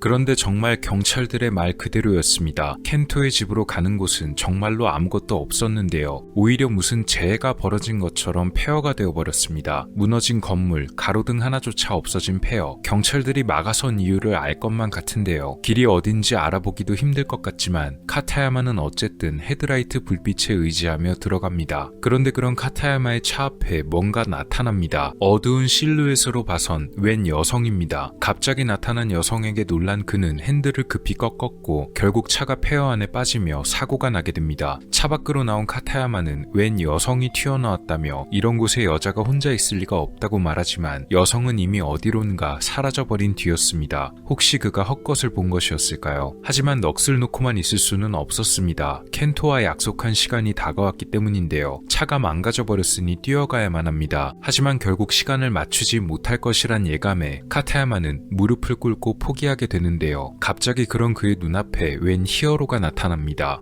그는 바로 켄토와 똑같이 생긴 히어로입니다. 그의 이름은 울트라 슈퍼 디럭스맨. 선한 사람, 약한 사람, 어려움에 처한 사람들을 구하기 위해 밤낮을 가리지 않고 일한다며 본인을 소개하는데요. 맞습니다. 단순히 켄토와 닮은 사람이 아니고 쿠라쿠 켄토의 정체가 바로 울트라 슈퍼 디럭스맨입니다. 이쯤 되면 그가 슈퍼맨의 패러디임을 눈치채실 수 있을 텐데요. 이름인 쿠라쿠 켄토 역시 슈퍼맨이 인간일 때의 이름인 클라크 켄트를 패러디해서 지어진 이름인 것을 알 수 있습니다. 켄토, 아니 울트라 슈퍼 디럭스맨은 카타야마를 데리고 하늘을 날아서 켄토의 집에 도착합니다. 그는 카타야마를 안전하게 마당에 내려주고는 마치 자기가 켄토와는 다른 사람인 것처럼 켄토 씨에게도 안부를 전해달란 말을 건넵니다. 하지만 역시 이런 장난은 재미가 없었는지 카타야마를 향해 정체를 밝히겠다면서 히어로 옷을 집어던지고 켄토의 모습으로 나타납니다. 그는 카타야마가 놀라는 반응을 기대했나 봅니다. 카타야마가 시큰둥하자 놀라지도 않냐며 반문하는데요. 어차피 뻔히 다 아는 일인데 누가 놀랄까요? 켄토의 저택 안으로 들어간 두 사람. 소파는 거추장스럽다며 옛날처럼 바닥에 앉아서 그냥 편하게 지내던 시절대로 둘이서 술 한 잔을 기울입니다. 켄토는 손님은 정말 오랜만에 받아본다고 말합니다. 그도 그럴 것이 그가 막강한 파워를 지녔기 때문에 보통 사람들이 쉽게 다가오진 못할 것입니다. 카타야마는 여기서 중요한 질문을 하나 던지는데요. 어쩌다가 그렇게 강한 힘을 얻게 되었는가에 관한 것입니다. 쿠라쿠 켄토 역시 평범한 직장인이었습니다. 그는 정의감에 넘치는 인물이었지만 평범한 직장인이었으니 할 수 있는 행동은 제한되었습니다. 그저 제도에 순응하여 민원 정도만을 넣거나 혹은 불의를 보고도 못 본 채 하는 것이 고작이었는데요. 그는 언제나 자신이 강한 힘을 가진 슈퍼히어로가 되는 꿈을 꿨다고 합니다. 그러던 어느 날 그에게 정말 강력한 힘이 생겼습니다. 모든 것을 투시해서 볼 수 있는 능력과 괴력, 그리고 하늘도 날아다닐 수 있는 능력이 생겼던 것인데요. 이때부터 그는 정의의 사도로서 활약을 시작합니다. 그의 처치 대상이 되었던 것에는 여러 가지가 있었는데요. 단순히 범죄를 저지르는 개인이나 단체만이 아닌 사회적으로 무리를 일으킨 기업들이나 환경을 오염시키는 회사들까지도 그의 타겟이 되었습니다. 그의 말만 들어보면 그는 정말 대단한 히어로입니다. 하지만 모든 사람들이 그를 피하는 것만 같은 이유는 무엇일까요? 그 이유는 이렇습니다. 켄토가 저질렀던 행동들은 정의를 위한 것이라고는 해도 엄연히 법적으로는 허용이 불가능한 사적 제재였기 때문인데요. 그리고 그 방식들이 하나같이 전부 과격한 방식들이었습니다. 허가받지 않은 힘으로 범죄자들과 기업을 처단했지만 그것은 모두 법적인 규칙 밖의 행동들이었습니다. 어느 정도만 제압하고 처벌은 수사기관에 맡기는 정도면 모르겠지만 켄토는 모든 것을 자기 선에서 해결하려고 했고 그 방식이 전부 즉결처분 방식으로 끝났기 때문입니다. 결국 정의를 실현한다고는 했지만 그의 행동이 선을 넘게 되어 경찰이 그를 체포하려 하는데요. 단순히 경찰의 힘으로는 그를 제압하기가 어렵게 되자 결국 군대까지 출동시켜서 그를 막으려 했지만 탱크와 전투기 등도 켄토의 힘에는 못 미쳤습니다. 그러자 이제는 사회의 유력자들과 권력자들이 나와서 켄토를 설득하고 협상을 하려는 노력을 벌였지만 역시 그를 설득하는 것에는 실패했습니다. 마지막에 그를 비판했던 것은 매스컴이었습니다. 흔히들 펜은 칼보다 강하다라고 하지만 켄토에게는 매스컴마저 악당들과 한편이나 마찬가지였습니다. 결국 그는 신문사, 방송사들까지 손봐주는데요. 이제 그를 막을 최후의 방법이 없다고 생각했는지 강력한 폭탄까지 써가며 그를 막으려 했지만 그는 상처 하나 없이 살아남았는데요. 그래서 그의 집 주변이 전부 폐허처럼 변해 있던 것입니다. 그래서 아예 나라에서도 그를 포기해버립니다. 그냥 켄토를 존재하지 않는 사람으로 규정해버린 것입니다. 그리고는 그가 원래 다니던 회사에 아무것도 하지 않아도 돈을 받아가는 직급을 만들어서 평범한 직장인으로서만 살아가게 만들었는데요. 그래서 그가 대기실장이란 직급을 얻게 된 것입니다. 그가 이런 사람이었으니 강력한 힘을 지닌 히어로였음에도 모든 사람이 켄토를 피하는 것은 당연한 일이었을 것입니다.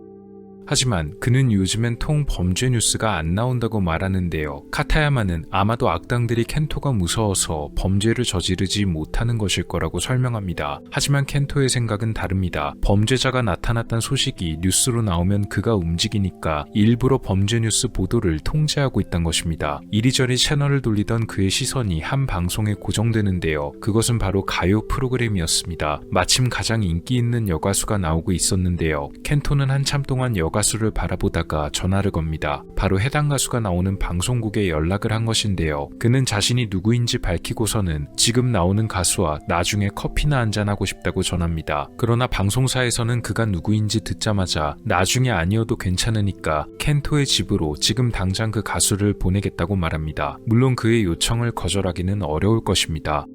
잠시 후 갑자기 집의 문이 열리는 소리가 나더니 웬 정체불명의 여자가 켄토에게 달려듭니다. 이 여자는 아까 카타야마의 차 앞에 나타난 그 여자 같은데요. 여성은 켄토에게 달려들어 그를 공격하려 하지만 금방 제압되어 바깥으로 쫓겨나고 말게 됩니다. 카타야마는 도대체 이게 어떻게 된 일인지 묻는데요. 켄토의 말에 따르면 얼마 전 소매치기 한 명을 손봐줬는데 저 여성이 바로 소매치기의 연인이었던 것입니다. 켄토는 아주 태연하게 악자는 용서해주면 안 된다면서 소매치기를 아주 잔혹한 방법으로 응징해줬다고 말합니다. 그녀는 그 소매치기에 복수를 하러 온 것입니다. 그런데 마침 또 한 명의 다른 손님이 나타납니다. 바로 아까 방송사에 호출했던 여가수. 켄토는 그녀에게 차를 한 잔 내주겠다고 말하지만 가수는 차는 됐으니까 본론으로 들어가자며 볼 일이 있으면 빨리 끝내달라고 말합니다. 켄토는 가수를 자신의 방으로 데려가는데요. 이후의 일은 여러분의 상상에 맡기겠습니다. 엄연히 친구이자 손님인 카타야마를 초대해놓고 이런 일을 하는 것은 아무리 친하더라도 너무 예의가 없는 게 아닐까요?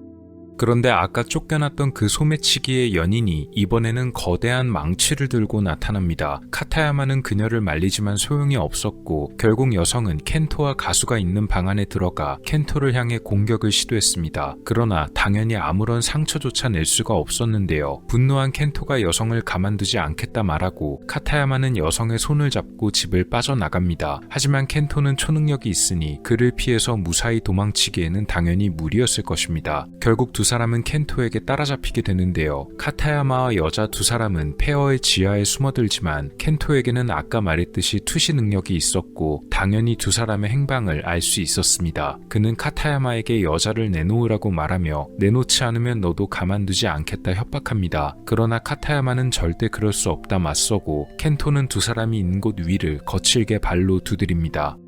켄토가 거칠게 발을 구르며 점프하자 그 엄청난 힘으로 인해 천장이 무너지기 시작합니다. 카타야마는 여자를 꼭 끌어안고 죽음까지 각오하는데요. 정말 켄토는 자신의 친구였던 카타야마까지도 냉정하게 없애버리려고 하는 걸까요? 하지만 얼마 안 가 무너짐이 멈췄습니다. 켄토가 혹시 중간에 마음을 바꾼 것은 아니었을까요? 한참 동안 아무런 소리도 아무런 일도 벌어지지 않자 카타야마는 궁금증이 생겨 바깥으로 나옵니다. 그런데 그런 그의 눈에 들어온 것은 땅에 주저앉아 괴로워하고 있는 켄토였습니다. 그의 입에서는 피도 흘러나오고 있었는데요. 켄토는 병원으로 옮겨졌고 그가 괴로워한 이유가 밝혀집니다. 그것은 바로 위암 때문이었습니다. 켄토는 병원에서 최고 수준의 치료를 받았음에도 불구하고 끝내 버티지 못하고 목숨을 잃게 되었습니다. 이유는 간단했는데요. 켄토의 몸은 울트라 슈퍼 디럭스 세포로 이루어져 있었는데 그 세포로부터 태어난 암세포 역시도 울트라 슈퍼 디럭스 암세포였기 때문에 그 어떤 방법으로도 치료가 불가능했던 것입니다. 숨진 채 실려 나오는 켄토의 시신을 카타야마가 바라보면서 만화는 끝을 맺게 됩니다.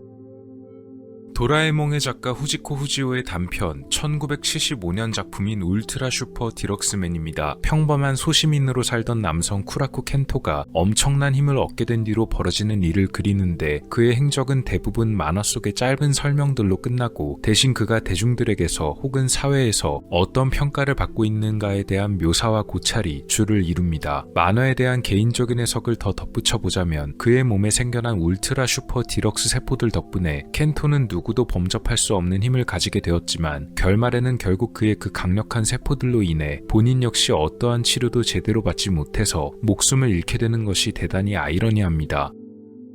주인공 켄토는 이런 어마어마한 힘을 얻게 되자 평소 사회의 악으로 불리던 이들을 자신의 힘으로 처단합니다. 하지만 만화에서 나오듯이 이건 허가받지 않은 행동으로 엄연히 불법인 사적 제재에 해당하는 것이었습니다. 아이러니한 것은 힘이 없을 때는 제도에 순응하던 그가 강력한 힘이 생기자 규칙을 무시하는 사람이 되어 오히려 자신이 타도하려던 범죄자의 범주에 들어가게 된 것이죠. 그래서 그의 빗나간 사적 제재를 국가가 처벌하려 하지만 그는 공권력을 능가하는 힘으로 무자비하게 거부하는데요. 심지어 폭탄으로도 그를 제거할 수가 없었습니다. 또한 그런 자신을 비판하는 언론과 매스컴들까지도 힘으로 탄압하며 그 어떠한 비판의 자유조차 용납하지 않습니다. 앞서 말씀드렸듯이 악을 처단하기 위해 정의를 갈구하던 그가 오히려 이제는 사회적으로 범죄자의 길에 들어서게 되고 나중에는 아예 통제가 불가능한 없는 존재 취급을 받으며 대중들에게서도 외면받는 모습은 대단히 역설적입니다. 개인에게든 혹은 단체에게든 한쪽에만 큰 힘이 주어지면 필연적으로 왜곡과 타락이 생겨날 수밖에 없는데요. 작가는 엄청난 힘을 가진 주인공 켄토가 처음에는 객관적인 정의를 수행하는 듯 하다가 점점 주관적인 정의관을 내세우면서 나중에는 자신에게 반대하면 모두가 적이란 극단적인 정의관으로 치닫는 것을 보여줍니다. 작중에서 켄토가 내세우는 정의관의 변화는 이렇습니다. 처음에는 불의를 보고 참지 못하는 순수한 정의관에서 나중에는 자신에게 반대하는 의견을 모두 힘으로 제압해버리는 승자가 정의다, 이른바 약육강식적인 정의관으로 변모합니다. 과연 이걸 진정한 정의라고 볼 수가 있을까요? 켄토가 벌이는 이런 잘못된 방향의 정의가 가져다주는 가장 나쁜 점이 아마 바로 이런 점들인데요. 이런 변질된 힘으로 인해서 정의란 것이 흔들리게 되면 사람들이 정의에 관해 더 이상 희망을 품을 수가 없게 되고 결국 정의를 사람들로부터 더 멀어지게 만들기 때문입니다. 혹은 진짜 정의라는 것은 더 이상 찾아볼 수가 없다는 그런 좌절감과 배신감을 맛보게도 하기 때문인데요. 결국 그런 힘은 스스로가 자멸의 길로 빠져들게끔 만드는데요. 켄토의 몸을 장악해 치료가 불가능했던 슈퍼 암세포들이 원래는 켄토 본인의 몸에서 태어난 세포였음을 생각하면 그 역시 스스로의 힘에 의해 자멸했음을 아주 잘 나타내줍니다.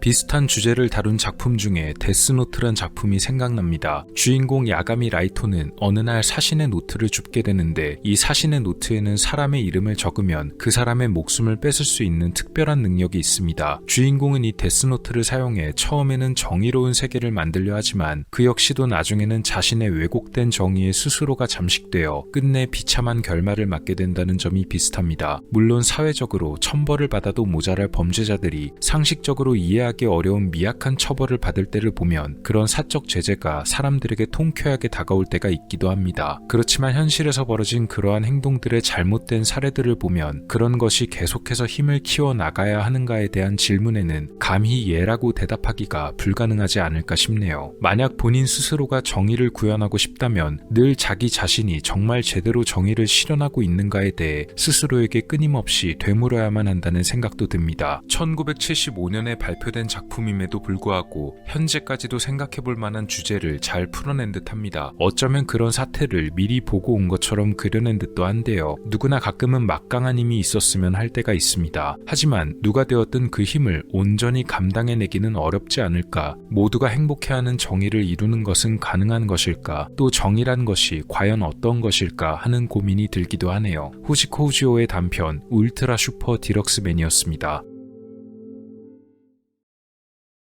여섯 번째 영상은 7월 31일에 올라왔던 세계의 기묘한 풍습 2편입니다.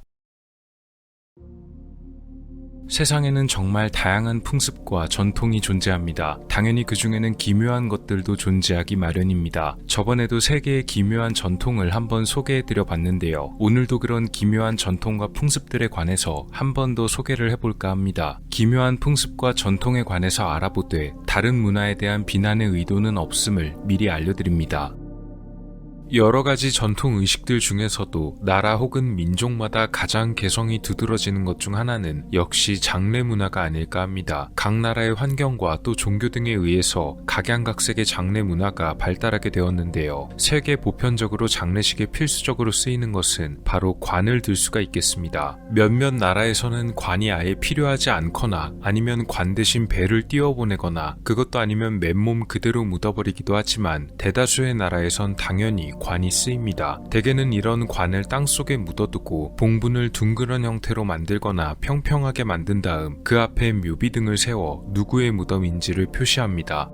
그런데 이런 전통과 과감히 대조되는 장례 문화가 있습니다. 관을 땅에 묻어두는 것도 아니고 화장하는 것도 아니고 지금 보시는 사진처럼 어딘가에 매달아두는 것입니다. 마치 공중에 뜬 것처럼 관을 높게 매달아두는 것인데요. 매장 아니면 화장 문화가 익숙한 우리나라 사람이 보기엔 상당히 특이하고 기묘해 보이는 장례 문화입니다. 이 장례 문화는 필리핀과 인도네시아 등지에서 시행되었는데요. 인도네시아 술라웨시의 토라자 지역의 관행 중 하나로 이들은 동굴 내부 에 관을 매달아 둡니다. 이 매달린 관에 사용되는 관은 에롱이라 불리는데요. 보트 모양으로 아주 독특한 생김새를 가지고 있으며 동굴 내에 마련된 지지대 등의 위에 놓이게 됩니다. 또한 관이 비치된 동굴 내부와 외부에는 타우타우란 부장품이 함께 놓입니다. 이 타우타우는 일종의 조각품으로서 보통 도굴꾼 등을 막기 위해서 놓였다고 하네요. 이 관습이 시작된 것은 약 8세기경까지 올라간다고 하는데 매장될 사람이 사회적으로 어떤 위치였는지 또 나이가 얼마나 많았는가에 따라서 관의 위치를 다르게 한다고 합니다.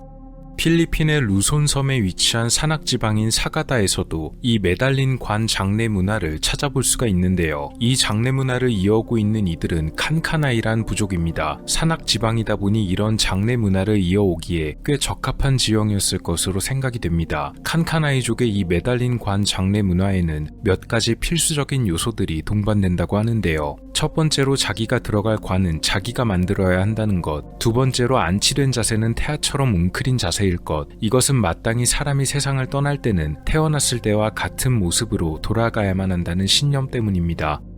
다만 칸카나이족 모두가 이렇게 안장되는 것은 아닙니다. 이 매달린 관에 안장되기 위해선 한 가지 조건이 필요한데요. 그것은 바로 죽은 자가 저명하거나 명예로운 사람일 것입니다. 당사자가 부족에 기록할 만한 공로를 세웠거나 혹은 부족장급의 저명한 인물이었거나 전통 의식 등을 이끌던 제사장, 무당 등의 인물이어야 한다는데요. 그래서 아무나 안장되는 것은 아닌 특별한 장례 형태라고 하네요. 또 하나 흥미로운 점은 관이 매달린 높이입니다. 앞서 말씀드린 인도네시아의 형식처럼 살아생전에 아주 명예로운 사람이었거나 혹은 부족에서 중요한 일을 맡았던 사람일수록 관이 매달리는 높이가 달라진다는 것인데요. 즉 일생 동안의 사회적 지위 등을 통해서 죽었을 때도 매달리는 위치가 달라진다는 것입니다. 대단한 사람일수록 관이 더욱 높게 매달렸다고 합니다. 그래서 관이 얼마나 높게 매달려 있는가를 보고 그 사람이 생전에 어떤 사람이었는지 알 수가 있다네요. 칸카나이족의 전설 중에는 아니토란 정령이 있는데 이것은 사람이 운명하면 나타나는 영혼 같은 존재입니다. 절벽에 관을 매달아두면 이 아니토가 그 주변을 배회하며 살아있는 사람들을 보호해준다고 믿는다네요. 그래서 이 아니토가 안전하게 지상에 강림할 수 있도록 제사장을 통해 상가딜이란 의식을 행한다고 합니다. 꽤나 독보적인 장례 문화가 아닐까 생각이 듭니다. 사람이 떠나는 장례식이 있다면 사람이 새로 태어나는 의식도 함께 존재하기 마련입니다. 이번에 말해볼 풍습은 바로 성인식 중에 하나인데요. 성인식은 아시다시피 나이가 충분히 많아진 이가 한 명의 당당한 사회 구성원으로서 인정받는 의식입니다. 일부 국가에서는 모여서 기념식을 여는 정도로 끝나지만 또 일부 국가들에서는 격식을 차려 진행되기도 합니다. 보통은 엄숙한 의식으로서 진행되지만 반대로 무척 고통스럽고 무섭게 진행되는 의식도 있습니다. 남미의 원주민 부족 중 하나인 사테레 마웨 부족은 꽤 강렬하고 자극적이고 참기 힘든 성인식을 거행합니다. 영상에서는 그냥 마웨 부족으로 칭하도록 하겠습니다. 참고로 이 마웨 부족은 에너지 드링크의 재료 중 하나인 과라나 열매를 사용하고 또 재배하기 시작했던 최초의 사람들로 알려져 있다고 하네요. 마웨 부족의 성인식은 투칸데이라 의식으로 불리는데요. 이 의식에는 대단히 무서운 것이 사용됩니다. 바로 이 남미에 서식하는 개미들 중 하나인 콩가개미, 이른바 총알개미로 알려진 특정한 개미인데요. 이 개미가 총알개미로 불려지는 이유는 이 개미가 가진 무시무시한 독침 때문으로 알려져 있습니다. 총알개미에게는 포네라톡신 성분을 가진 독침이 존재하는데 이 독침에 쏘이면 엄청난 고통이 몰려온다고 합니다. 쏘여본 사람들의 설명에 의하면 불에 지지는 듯한 고통과 못으로 만든 장판 위를 걸어다니는 고통이라고 하는데요. 이런 설명만으로도 사실 제대로 묘사가 되지 않을 정도로 그 고통의 강도가 상당하다고 전해집니다. 그래서 총알개미란 별명이 붙었다고 하는데요. 이 의식이 시작되면 부족의 성인 남성들은 이 개미를 모으고 여성들은 주변의 나뭇잎과 나무 껍질 등을 사용해서 마치 오븐 장갑처럼 생긴 큰 장갑을 만들어냅니다. 그리고 잡아온 수십 마리의 개미를 특수한 용액에 담가서 잠시 정신을 잃게 한 다음 장갑 안에 끼워 넣는데요. 총알개미의 독침이 장갑 안쪽을 향하도록 끼워 넣습니다.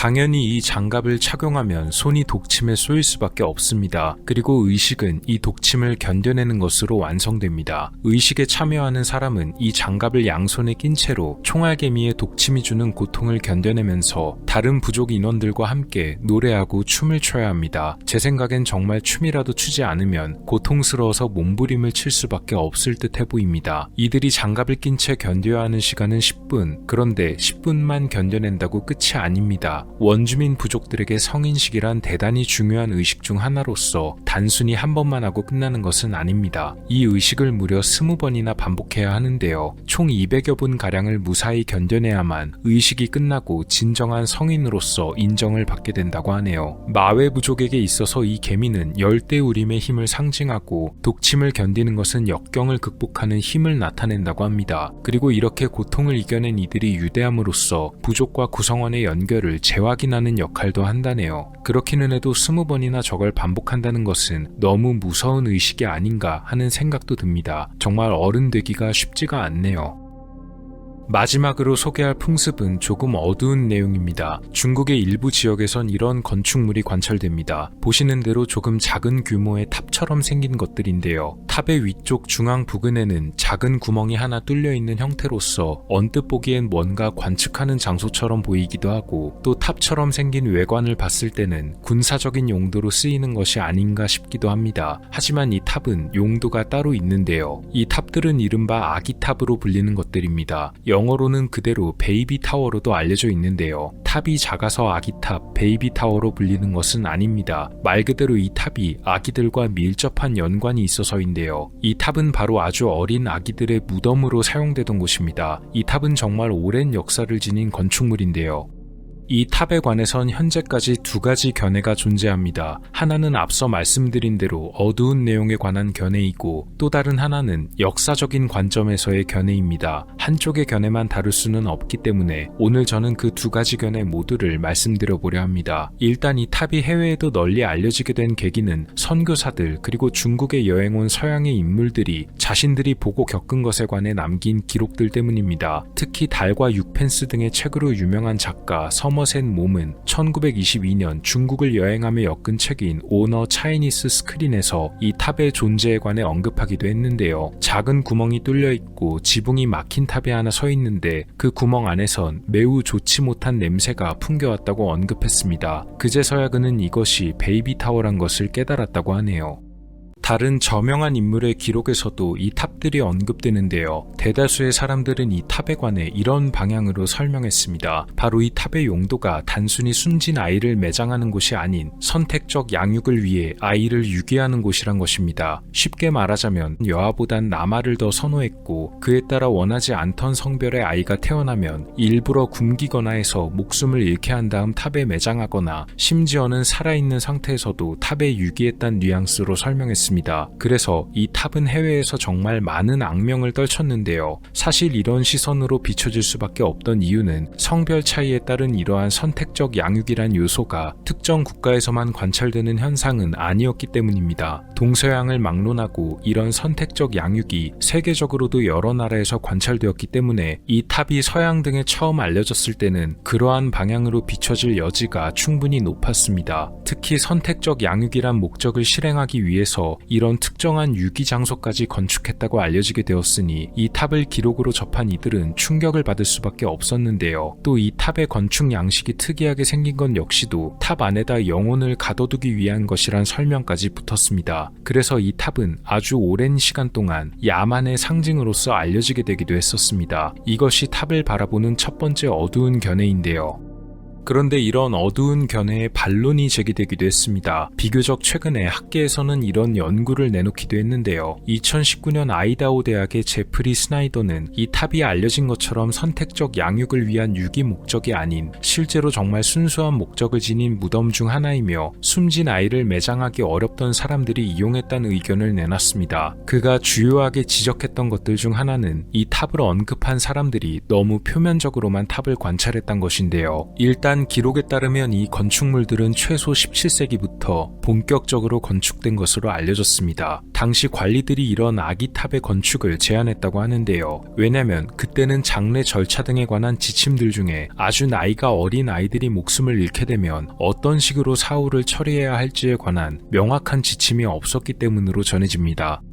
당시엔 의학기술, 위생 등에 관한 문제가 존재했기에 실제로 어린 나이에 목숨을 잃어버린 어린 아기들이 많았으니 장례를 치룰 절차도 딱히 없어 막막했던 부모들이 목숨을 잃게 된 아이를 아무렇게나 매장하기도 하고 그냥 야외에 유기하는 경우도 있었을 것입니다. 당연히 그 모습이 무척 좋지 않았을 텐데요. 그래서 관리들이 그 대안으로 이런 매장지를 제안했을 것이고 그로 인해 탑들이 건축되었다는 의견을 내놨습니다. 즉 그동안 알려졌던 것과는 다르게 정말 어디까지나 순수하게 아이를 위한 무덤이었던 것인데요. 다만 서구에 이 탑이 알려질 당시에는 이러한 자세한 배경 지식이 전달되지 않았기 때문에 오랜 시간 탑이 의도치 않게 악명을 떨쳤던 것입니다. 이것이 이 탑을 바라보는 두 번째의 역사적인 견해입니다. 종합적으로는 이런 시선을 제시하는 사람들도 있습니다. 제프리 스나이더의 말대로 순수하게 매장지로 건축되었지만 그 당시에 선택적인 양육을 원했던 사람들이 이 탑을 원래 목적과는 다르게 이용했을 것이란 얘기였는데요. 보통 처음엔 좋은 의도로 만들어진 제도들이 법의 사각지대를 노린 사람들에 의해서 잘못 사용되기도 하는 사례들이 많은 것을 볼 때 이런 절충안이 가능성이 높다고 보는 사람들도 있습니다. 아까도 언급했지만 특정 성별의 아이를 배제하고 선택적인 양육을 원했던 국가들이 특정한 나라만의 풍습이 아닌 세계적으로 퍼져 있던 것을 보면 이 탑이 그런 시선으로 보이는 것도 무리는 아니었을 것입니다. 또 그렇게 악용했던 사람들의 가능성도 배제할 수가 없겠으나 다만 인간적인 관점으로 바라봤을 때는 정말 순수하게 무덤으로서의 역할만 했기를 바랄 뿐입니다. 오늘은 세계의 기묘한 풍습에 관해 한 번 더 알아봤는데요. 다음 시간에도 또 기회가 된다면 여러 나라의 기묘한 풍습과 문화 등에 관해서 한 번 더 소개해보는 시간을 가져보도록 하겠습니다. 세계의 기묘한 풍습들에 관한 두 번째 이야기였습니다. 더위가 정말 갈수록 기승을 부렸던 7월입니다. 이제 곧 휴가를 가시는 분들도 많으실 텐데요. 안전사고 발생하지 않도록 늘 조심하시고 건강하고 즐거운 휴가 보내고 오셨으면 합니다. 7월의 몰아보기였습니다. 감사합니다. 오늘 미스터리 어떠셨나요? 영상을 재밌게 보셨다면 채널에 방문하셔서 더 많은 영상을 시청해보세요. 미스터리 큐브였습니다. 감사합니다.